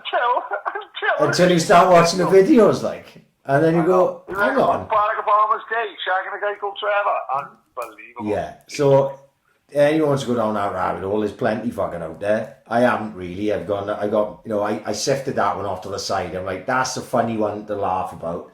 I'm not going to take that too seriously because it's not going to affect my life. You know what I mean? But I say the out of the shadows thing, everyone should fucking watch. Let's get to that anyway, and just take it in and just educate. Maybe you'll think it's a load of shit, but I don't think so. Because when you see it and how they piece it all together, the jigsaw, you go, oh, hang on. Pretty much everything. You know when Neo takes the fucking red pill in the Matrix? Oh, Lord, worst mistake of his life, man. Right. Because ignorance is bliss, isn't it? Ignorance Ignorance is bliss. So, So basically, if your life is pretty ignorant and you'd like it to stay that way, don't watch Out of the Shadows. But if you're already sort of half interested in any of the stuff we've ever talked about in the past, and you want to see it all pieced together for you much better than a pair of pricks from Swansea could do, watch Out of the Shadows. Because it'll just make you go, oh, hang on, my whole life maybe not what I think it is. You know what I mean? Yeah, I do. But it is, like you say, it's worth watching, fascinating. I find all that stuff fascinating anyway. And obviously, like you said, the James English and John Wedger podcast, actually a lot of it ties in, but just more British side of things. Because what he talks about with the child sex rings and that, they talk about on Out of the Shadows, but just the American side of it, where he's talking about the British side of it over here with like Teddy and all those fuckers, which we know many people fucking, that was hiding in plain sight for fucking years, as we said. Teddy was Prime Minister of the country, man. Yeah, and now it's being unravelled, and if you think about it, there's not as much fuss being brought up about it as there fucking should be. Crazy, man. It should be, they should be fucking dissolving fucking Parliament for a large part of it. You know what I mean? For fucking all the nonsense that are probably still there in the House of Lords and that. But anyway, that's another fucking conversation for another fucking day. Right, let's end on a more positive note. I'll tell you a more positive. Go on then. Denny's had just started delivering. Oh no, well, yeah, go on with Denny's. I wasn't that close to the end because I definitely got something else I want to talk about. Oh, go on, then we'll go back. We'll do Denny's at the end. The Last Dance. Oh my lord! Do you know the only thing wrong with it? Every week. Yeah. Oh, fucking hell. Because I'd have binge watched that by now. Listen, right. For you, it must be incredible because you're a basketball fan, right? But I'm not a basketball fan, but I do class myself as a sports fan. Yes, of course. You know, I can pretty much sit and watch any sport. I've told you many times here. One of the best nights of my life was watching college basketball in fucking Madison Square Garden. Even my missus and my daughter, who don't like sport, will both tell you it was absolutely fascinating and amazing night. And I could see how, if I lived in America, I would be here. I don't know, just having the time, and it's never on the telly, but I could see myself loving basketball, you know what I mean, getting right into it. And that, I love a sports documentary. I love any type of documentary.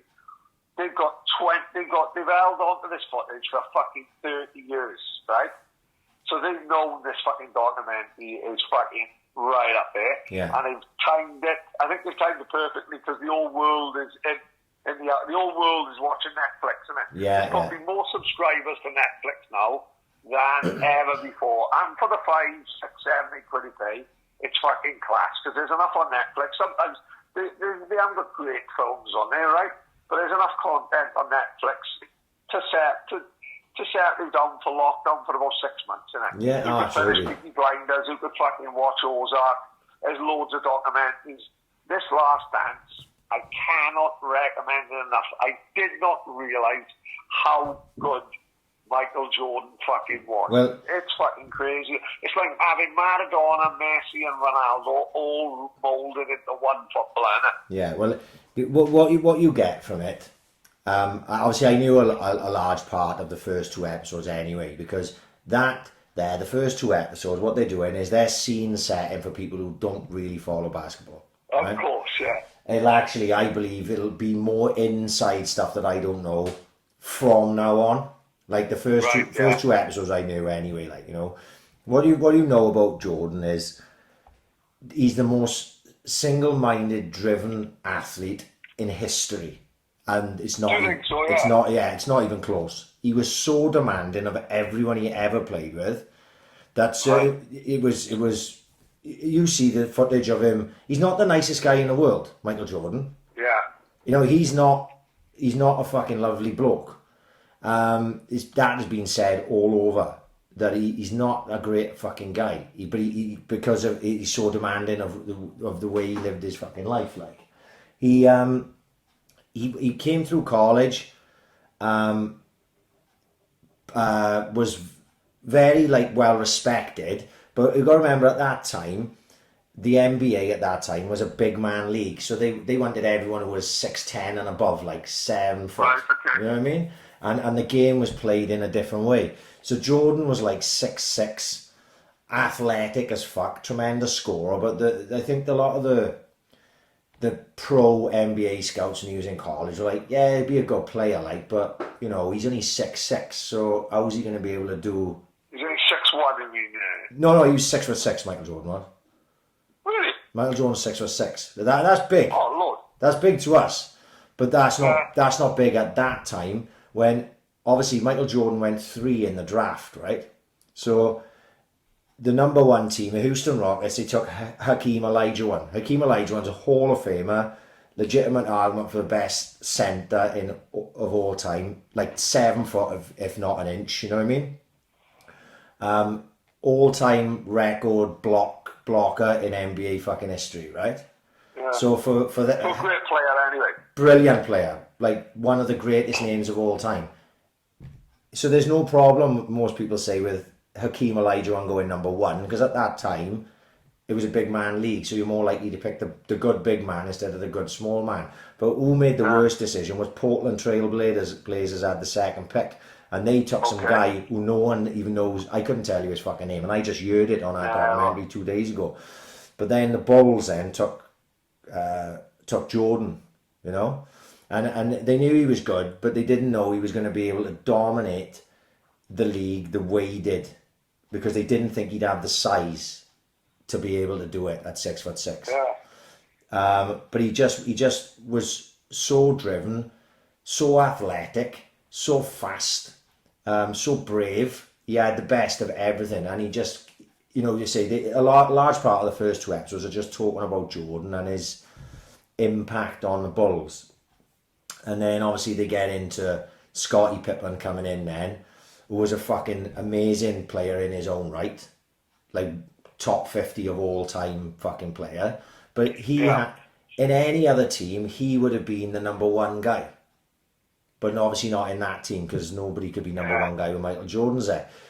But he was happy with that role, like, because, you know, he knew he was going to win things with MJ. Other players that were brilliant, like, say, Shaquille O'Neal, they probably wouldn't have been able to play with Jordan because they wanted to be the number 1 guy, you know? Right, I see. Shaquille O'Neal, Magic Johnson, people like that. Yeah, Magic Johnson and Larry Bird and that, they were coming towards the end of their careers, so it was, you know, it didn't really matter to them, but like guys who came in, like Shaquille came in after Jordan, but they had, he was with Kobe Bryant, see, and he left the Orlando Magic to go to the Lakers, and him and Kobe won a load of championships because they were a dream team, like. But they had personal issues, and they fell out, and Shaquille left. And that would have definitely happened if he ever played with Michael Jordan, because of the way Jordan demanded it. So what you get from it, is what I'm getting at, is you see what Michael Jordan's actually like. You know, he's not so much he's a nasty prick or anything like that. It's his way or the fucking highway type of thing. I just thought it was fascinating for the first 2 episodes, the scene set in, and you know that the coach. What I remembered was the coach. He was in the 1984 Olympics. Jordan was, and at the time there was no pro players playing the Olympics then for America. It would just be the college basketball stars. So it's because they're amateurs, isn't it? So in his team, like Pat McGowan was in it. They had people who went on to become massive NBA stars anyway at the 84 Olympics. And his coach, I think his name was Bob Knight or something like that, he came out and said, this boy, Michael Jordan, who was like 20 at the time or something like that, he said, he's not just the best player in our team, he said he's the best player of all time. Right? Yeah. And people like mocked him and laughed at him. We're like, what the fuck are you talking about? This guy ain't even played in the NBA yet. And he said, he is the best player of all time. And then obviously went on to become the best player of fucking all time. He knew. That's how talented he was. They knew straight away. And they knew straight away at the Bulls. Because as soon as he went in there, within 3 or 4 games, they basically just handed the team over to him and went, right, okay, you can do whatever you want all the time. That's how talented he was. Yeah, unbelievable. Like, just transcended the sport. We talked about Maradona last week, when he walks down the street and he just gets mobbed everywhere he goes. That's Michael Jordan, like. And that at that time, you know, through that period. It strikes me as, you don't, like, for like a Joe Calzaghe boxing thing. Like, is he on like all the NBA shows as like a pundit? When I've seen him, he's nowhere to see. No. Well, you think about the money he earns through his endorsements, right? Because the Jordan brand, the Jumpman brand, like, is just worth hundreds of millions of dollars anyway. He's a billionaire. Michael Jordan is. He's the first billionaire sportsman. He was. Really? Yeah, he was the first billionaire sportsman. So he doesn't have to do fuck all. He doesn't have to do punditry. Probably doesn't even enjoy it. Like you said, apparently, like he's only got a small circle of friends and that, and he's not one of them. You know. Especially into golf, and he loves golf. Massive golfer, yeah. So like I know he's good mates with Charles Barkley, who does do a lot of the punditry. For I think he's on ESPN or NBA Game Time or one of them anyway, but you know he doesn't need to do all that stuff, so he doesn't. But if you look at him being interviewed, like for the ESPN documentary, his eyes were weird, like he's got bloodshot eyes. He's definitely fucking satanic versus, isn't he? 100%. He's coming down Chinatown. He got like this. He's sitting there being interviewed, and he got like a fucking. It looks like a whiskey or a brandy and a tumbler next to him. I'm thinking, fuck, Mike. I know you're a billionaire, mate, but you may want to calm down on the booze, mate. You know. Yeah. But yeah, fascinating because to go now, they hadn't even talked about Dennis Rodman yet. And he's a lunatic, isn't he? Yeah, character rolling amongst himself. I'm sure that'll be the third episode. Like they went through the Phil Jackson thing with him being told, and why you would go out and dismantle a team the way that general manager did made absolutely no fucking sense to me. Crazy. Or any. It's a crazy setup, American sports, the way they run things, isn't it? Yeah. Like the manager, the general manager, the fucking actual owner. Fuck me. Talk about fucking too many cooks spoil the broth, like. Yeah.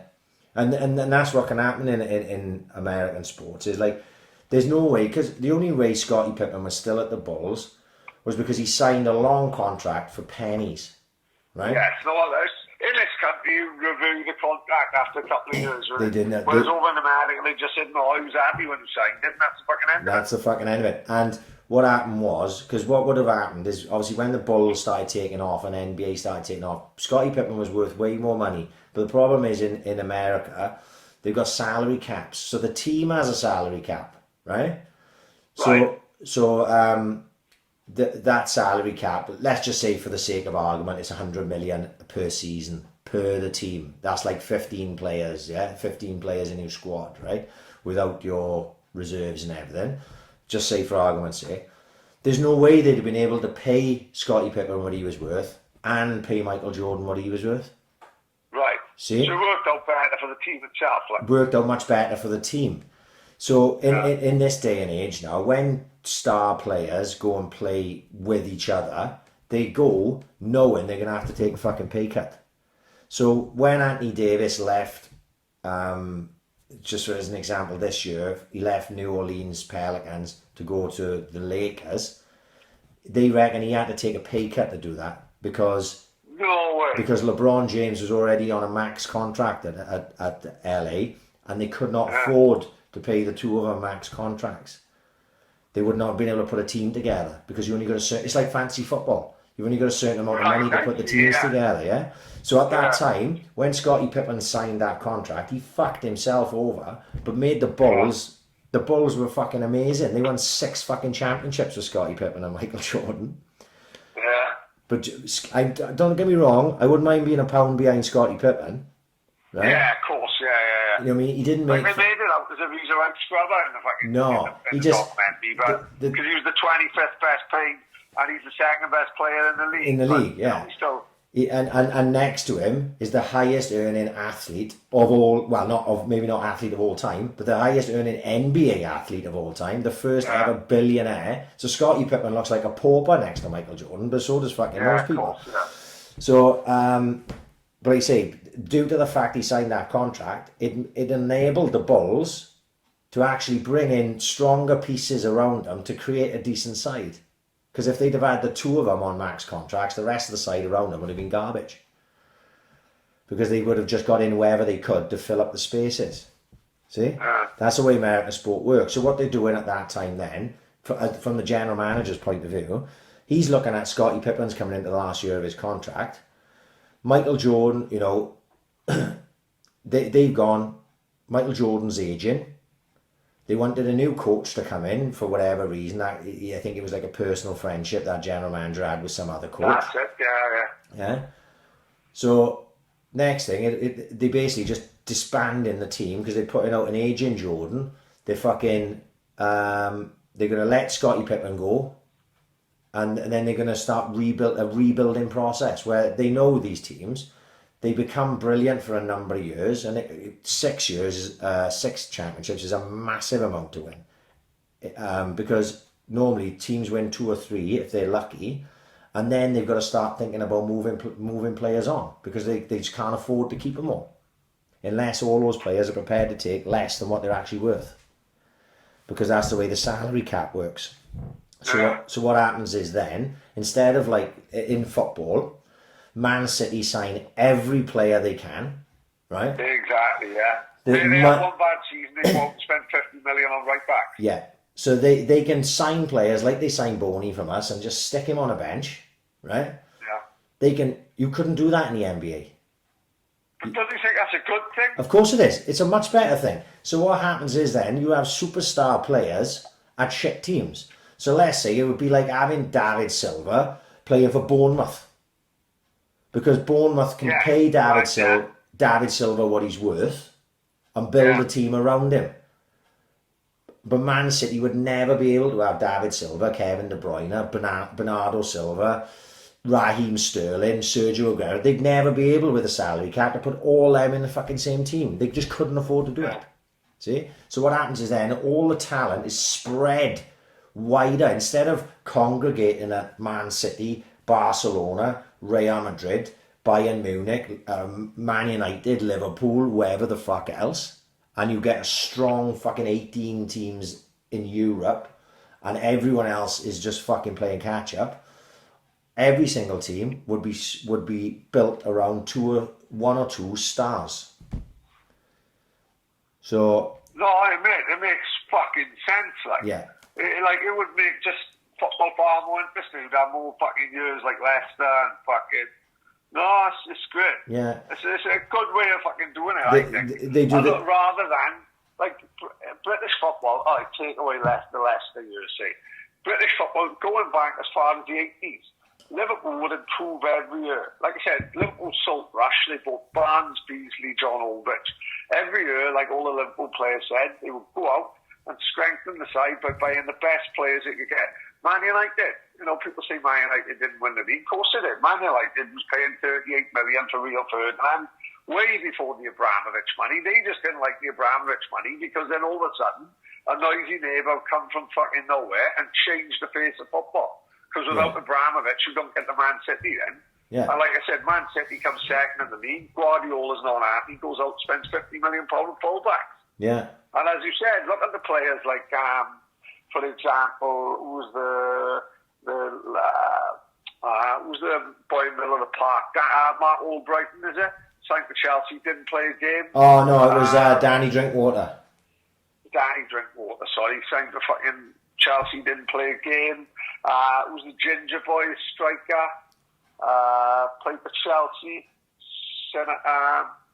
Sidwell, is it? Oh, Sidwell signed for Chelsea. Huh? Yeah, Steve Sidwell, he went from Reading to Chelsea, hardly played a game. Player, went to Chelsea, didn't play a game. Boney, it happened a couple of times to us, didn't it? Sinclair, Boney. Sigurdsson went to Spurs, could hardly get a game. It's just these big clubs can afford to buy amazing players from clubs 6 places down, and they can afford. Let's be honest, Boney was one of the best strikers Swans have ever had. That year, he was unplayable. Right? Unplayable. We were spoilt after having Michu and himself. We were fucking spoilt. And yet, he just goes to Man City and doesn't play 10 games. And it's not good for the sport, is it? No, it's not. But because that system we were on about, you were saying, well, everyone got a chance of winning the league. Yeah. And what happens is, this is how the draft works. I know it was the NFL draft today, and I'm not really into football, but into basketball. I believe it's the same process, right? Yeah. So the worst teams in the league will get the first picks. Okay? Which is, you've seen Chicago Bulls, the guy didn't want Jordan to go on the court, did he? Because if they scored a point, they would have gone up 2 places in the league and they would have been lower down in the draft. Lower down in the draft, because at the time the rest of the Chicago Bulls side was shit. Jordan was a rookie, but Jordan's mentality was, I want to fucking. He'd got an injury, hadn't he? And they were limiting his minutes. Yeah. He's like, no, don't take me off because I've gone over my minutes. Let me win this game, and they happened to win the game anyway. And that actually went against what the general manager wanted, because the next thing they got into the fucking playoffs to play the Boston Celtics, who were arguably the best side in the league at that time, with Larry Bird and Kevin McHale and Robert Parrish and that. And Jordan was fuming, but he obviously got in there, and then they played, and he have like a 50-point game and then a 60-point game or something like that back to back, and still lost. That's how bad the fucking Bulls were. That Jordan could go off and do that in Boston and still lost, but that was his mindset. But like you say, they do the NBA draft now coming up in the summer. The best player in college, whoever that may be, I haven't followed a lot of college basketball this year, so I'm not 100% sure. But he will go to one of the worst teams in the fucking league, unless that team decides to trade that pick for other picks further down. They may trade 1 pick in the first round for 2 or 3 picks in the second round. Like, do you know what I mean? Because they may say, "Oh, well, we don't need 1 superstar player. We need 3 decent players." You know what I mean? So it's all like chess to get in who gets what, and that's how the Bulls actually traded up and got Scottie Pippen from the Seattle Supersonics, it was at the time, and that was a hell of a move. You know what I mean? They'd seen Scottie Pippen, they decided they wanted him, but they couldn't get him because they weren't shit enough, and traded up, gave away picks for a future draft or something like that, and got Scottie Pippen, and it was a great move. And that's why that move that Portland didn't get Jordan, Portland Trailblazers, when they could have, is a fucking shocker. But I suppose that's the way it goes, because some people come out of college and the world is expected of them and it don't happen, and other kids then, they fucking not much is expected of them, and they come up to be fucking superstars, like Kawhi Leonard at the minute. I think he went like 14 or 15 in the draft he was in, and now he's rated like, you know, one of the top 3 players in the league. So, you know, as they say, some people mature differently, but I find that whole draft thing, and the way the NBA especially, the way they try and even the playing field, I think that's a good thing. You know what I mean? Yeah, no, it's awesome. I think it's awesome. The individual players may not, because if you're fucking like this top class fucking athlete coming out of high school, of college, sorry, you want to probably go to a decent side to got a chance of winning, but you ain't got no chance. You're going to the shittest team you could possibly go to, and that's how when Anthony Davis, that was the one I did follow. Anthony Davis come out of college, he went to the New Orleans Pelicans, who were fucking terrible. So he was there.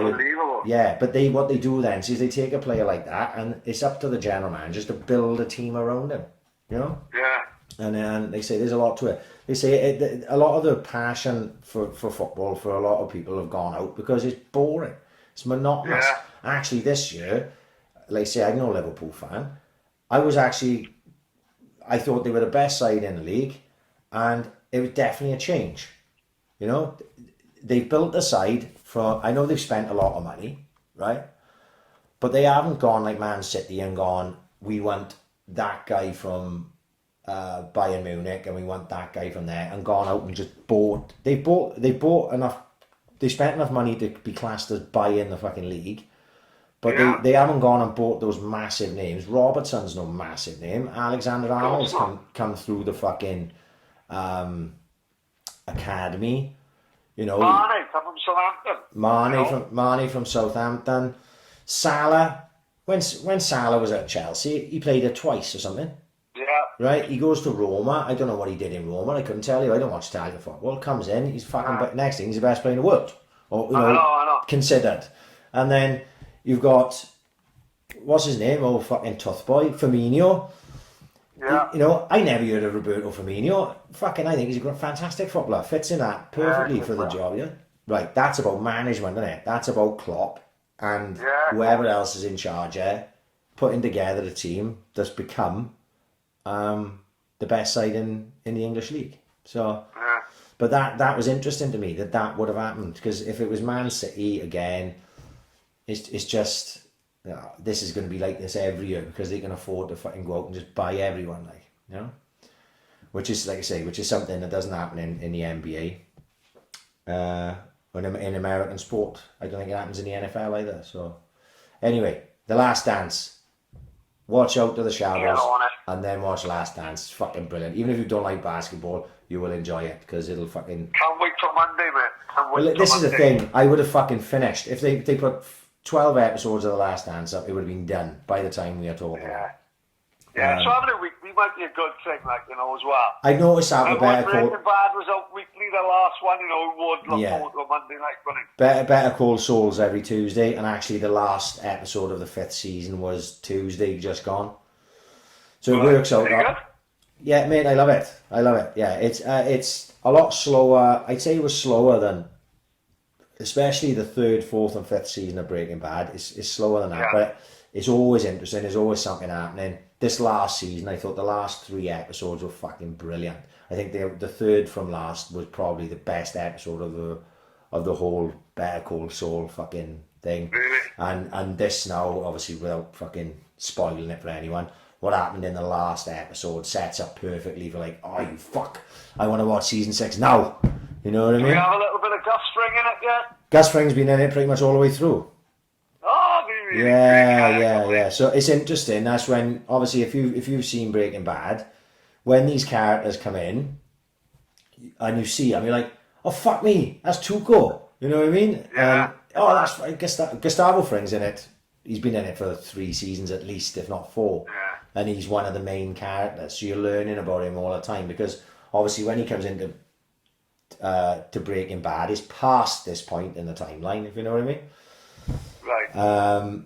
And you know, obviously he ends up becoming like this massive villain then, doesn't he, in Breaking Bad? Yeah, of course you do. But it's good, really good. Great character, though. Brilliant character, and what's his name? Giancarlo Esposito, in it. He's he's great. Yeah. He's always great and stuff. Yeah, so actually this works out all right now, because instead of having to look forward to fucking Tuesdays, I can just change it to Mondays now instead for The Last Dance. Yeah, of course, yeah. And that was that, really. There is other stuff. One thing you should avoid. I know I like to fucking recommend something, but I watched a film this week, right, that I've been looking forward to watching for a long time. And do you know when you watch a film and it fucking bothered me then, because I've been looking forward to it? Go on. Right. You seen Get Out, didn't you? Yes. Jordan Peele, right? Yeah. I enjoyed Get Out. Weird film. Enjoyed it though, right? I thought I know what you're going to say. Us. You didn't like it, did you not? Mate, not at all. I did, honest to Really? God, I really didn't like it. I've been looking forward to that film for a long time. I couldn't find it anywhere to watch it, and I didn't want to watch a shit copy of it or anything like that. I did a fucking HD copy. I sat down, lovely. It was either Monday or Tuesday. Watched it. Enjoyed the first 30 minutes. Thought, oh, this is building nice, and then it just got fucking stupid, and I just didn't enjoy it. By the end, I couldn't wait for it to finish. I was banging my head. Oh, it's definitely crackers, don't worry about that. Well, it didn't make. I know it's well made, it's stylish and all that, but I just thought the story was shit. And unless you can convince me otherwise, but I didn't fucking enjoy it at all. I didn't mind that. They put the shit up me a bit. I didn't mind that. Have you seen Brian Banks? No, but Stacko told me about it. Stacko loved it. Stacko reckons it was fucking great. Yeah, I haven't seen it yet, but it is on my to-do list. With a lot of other things, I got to be honest, if it wasn't for the fact these kick-ups have got fucking much harder this week, I would have had more time to watch more things. But I'm spending about 3 hours of my fucking day out the back garden screaming at fucking trees and stuff, because trying to get my ball out of it. So I will try and watch a bit more stuff this fucking week. Right, what do you want to say about Denny's? Chuffed. Only only found out last couple of days that they delivered it. Yeah, they delivered it, yeah. What a game changer. Mm. Oh, fucking hell. Because, like, I want some opening back opening. It'd be nice to see fucking Daniels opening back the Optimist, the Secret, But when fucking that got put up yesterday, oh, fucking hell, mate. It's definite fucking... And I've seen they got, like, new things on the menu. They got, like, a donut burger. Right. Instead of the roll. Oh, I saw it. Yeah, burger. I saw it on Leon's thing. Oh, in fact, going to play havoc with the diabetes, but you know what? There's a global lockdown. Something else can kill it. But, 100% getting the fucking Denny's tomorrow. I can't fucking wait. Probably the best burgers in town. Got to be up there, isn't it? Well, I love it. I know I'm a big buffalo wing guy, as we've said before. Oh, there's no better buffalo wings than Denny's. The buffalo wings are fucking governor there. Yeah. Yeah. I'm not being funny. I'm not a milkshake man, right? Best milkshakes about. Lumping, fucking. I don't even like milkshakes, right? But then fucking Tilly had one when we went there ages ago. Mate, fucking 100% I'll be ordering milkshakes. I'm not even a big milkshake fan, but the milkshake from Denny's are fucking unbelievable. Tremendous, yeah. Absolutely. My missus didn't understand it because obviously I'd been with the kids. Me and you had been there a couple of times. Obviously when we done the podcast from there. Yeah. And I when we went there for Niall's birthday, I said to her, get a milkshake. She's like, and the kids straight away, Dad, I want chocolate milkshake. And they knew why because they'd had one before. I said, Teen, get a milkshake. I don't like milkshake. I said, get a fucking milkshake. Trust me. She would not get a milkshake. So I get strawberry milkshake. She takes a sip. Oh my God. I'm like, told you should have got a fucking milkshake, didn't I? They're the bollocks. They're the fucking absolute bollocks. But yes, I did see. It's nice to see people are, that people are trying to get back to some normality. Yeah, of course. Good luck to them, like, as well. Like, yeah. You know what I mean? It's fucking, as soon as not... I saw it, I thought, because, I told her I had this fucking Greek guy come to the house, fucking great. Positano's been opened, lovely. But as soon as I seen Denny's, I went, that's my weekend, fucking absolutely sorted. Perfect. And like we said, good luck, Rob. We got to understand, like, there's not many things Swansea has first in anything. And for Swansea to have the fucking first Denny's in Britain was fucking massive. You know what I mean? I love the fucking place. I think it's fucking great. And as you said, it's nice to see places. We just want to see people do well, don't we? Yeah, you know what I mean? So hopefully they'll open up, like I said, give them a bell. I'm sure they can collect it from there, or they'll do a delivery. I think it's Deliveroo. You've got to go through. Deliveroo. You've got to make the most of a bad situation, and there's no way usually Denny's would be delivering food to the front door. So make the fucking most of the fucking global pandemic and the global lockdown. And if you can get a Denny's brought right to your doorstep so you don't have to leave the fucking back garden sunbathing, make the fucking most of it and take advantage of it, in my opinion. Yeah, and I agree totally. I'm actually looking forward to a bit of shit weather because when the weather's this nice, you can't not be outside. And oh mate, I'm getting fried every day. But thankfully I'm not a whitey like you, so I don't fucking burn that much. I can go out there and quite brown. But even after a while you think to yourself, you know what, I could do with a rainy day now, so I could just sit on a settee and just watch films and TV and shit all day. I've not really done that since I've been off because it's just been too nice. And I've just been fucking out the back, doing kick-ups and playing football with the kids and fucking all that shit. So I seen the weather's not so great next week. So there may be a couple of fucking proper duvet days, especially if Tina's in work. Fucking. that works out perfectly as I've ordered fucking garden furniture. You fucked it. It's raining next weekend apparently. So it's not, is it? Yeah, you completely fucked it. Make the most of tomorrow. 100% old school 2 till 8 tomorrow. No, 100% old school 5 till 8 tomorrow. 2 till 10 on Saturday. And I'm not sure what the time is on Sunday, but they're there Sunday as well. I'll definitely be on it tomorrow. Love it. Just love it, as per usual. Funky pump, Maney, keep fit, don't be a fat cunt. J&W eating. Chili's been involved in some of the kick-ups. Young Chili can play a bit. Young Chili. Yeah, funny enough, I seen Young Chili play fucking hell, it must be about fucking 10, how old is he now, 60? Must be about 8-9 years ago I seen him play up Pontardawe Leisure Centre. Right. I was up there fucking taking Dawn at the band and his fucking kids football on the next pitch I'll have a nose. And I was like, fuck, who's that little cunt? He's fucking quality, and it turns out it was Chilly's boy.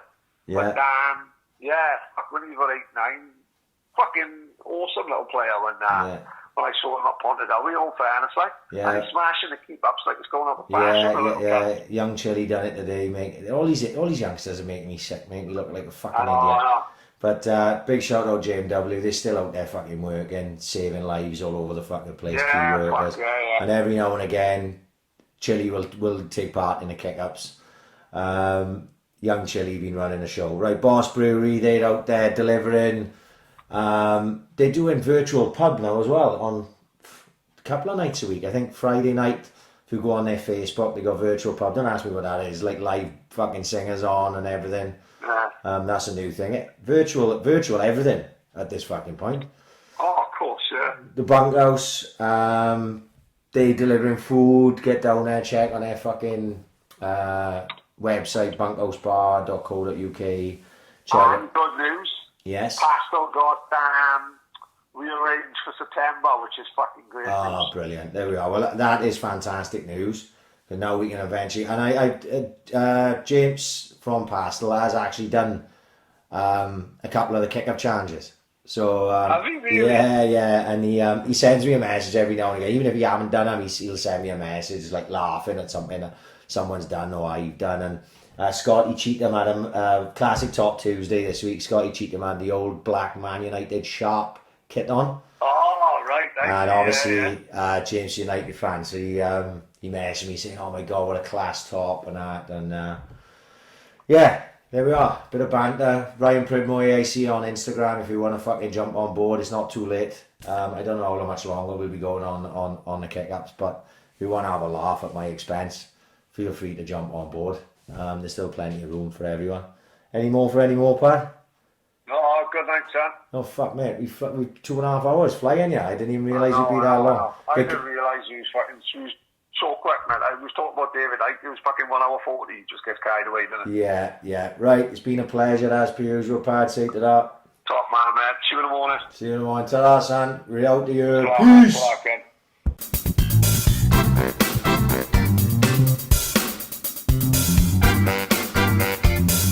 Ambition is critical.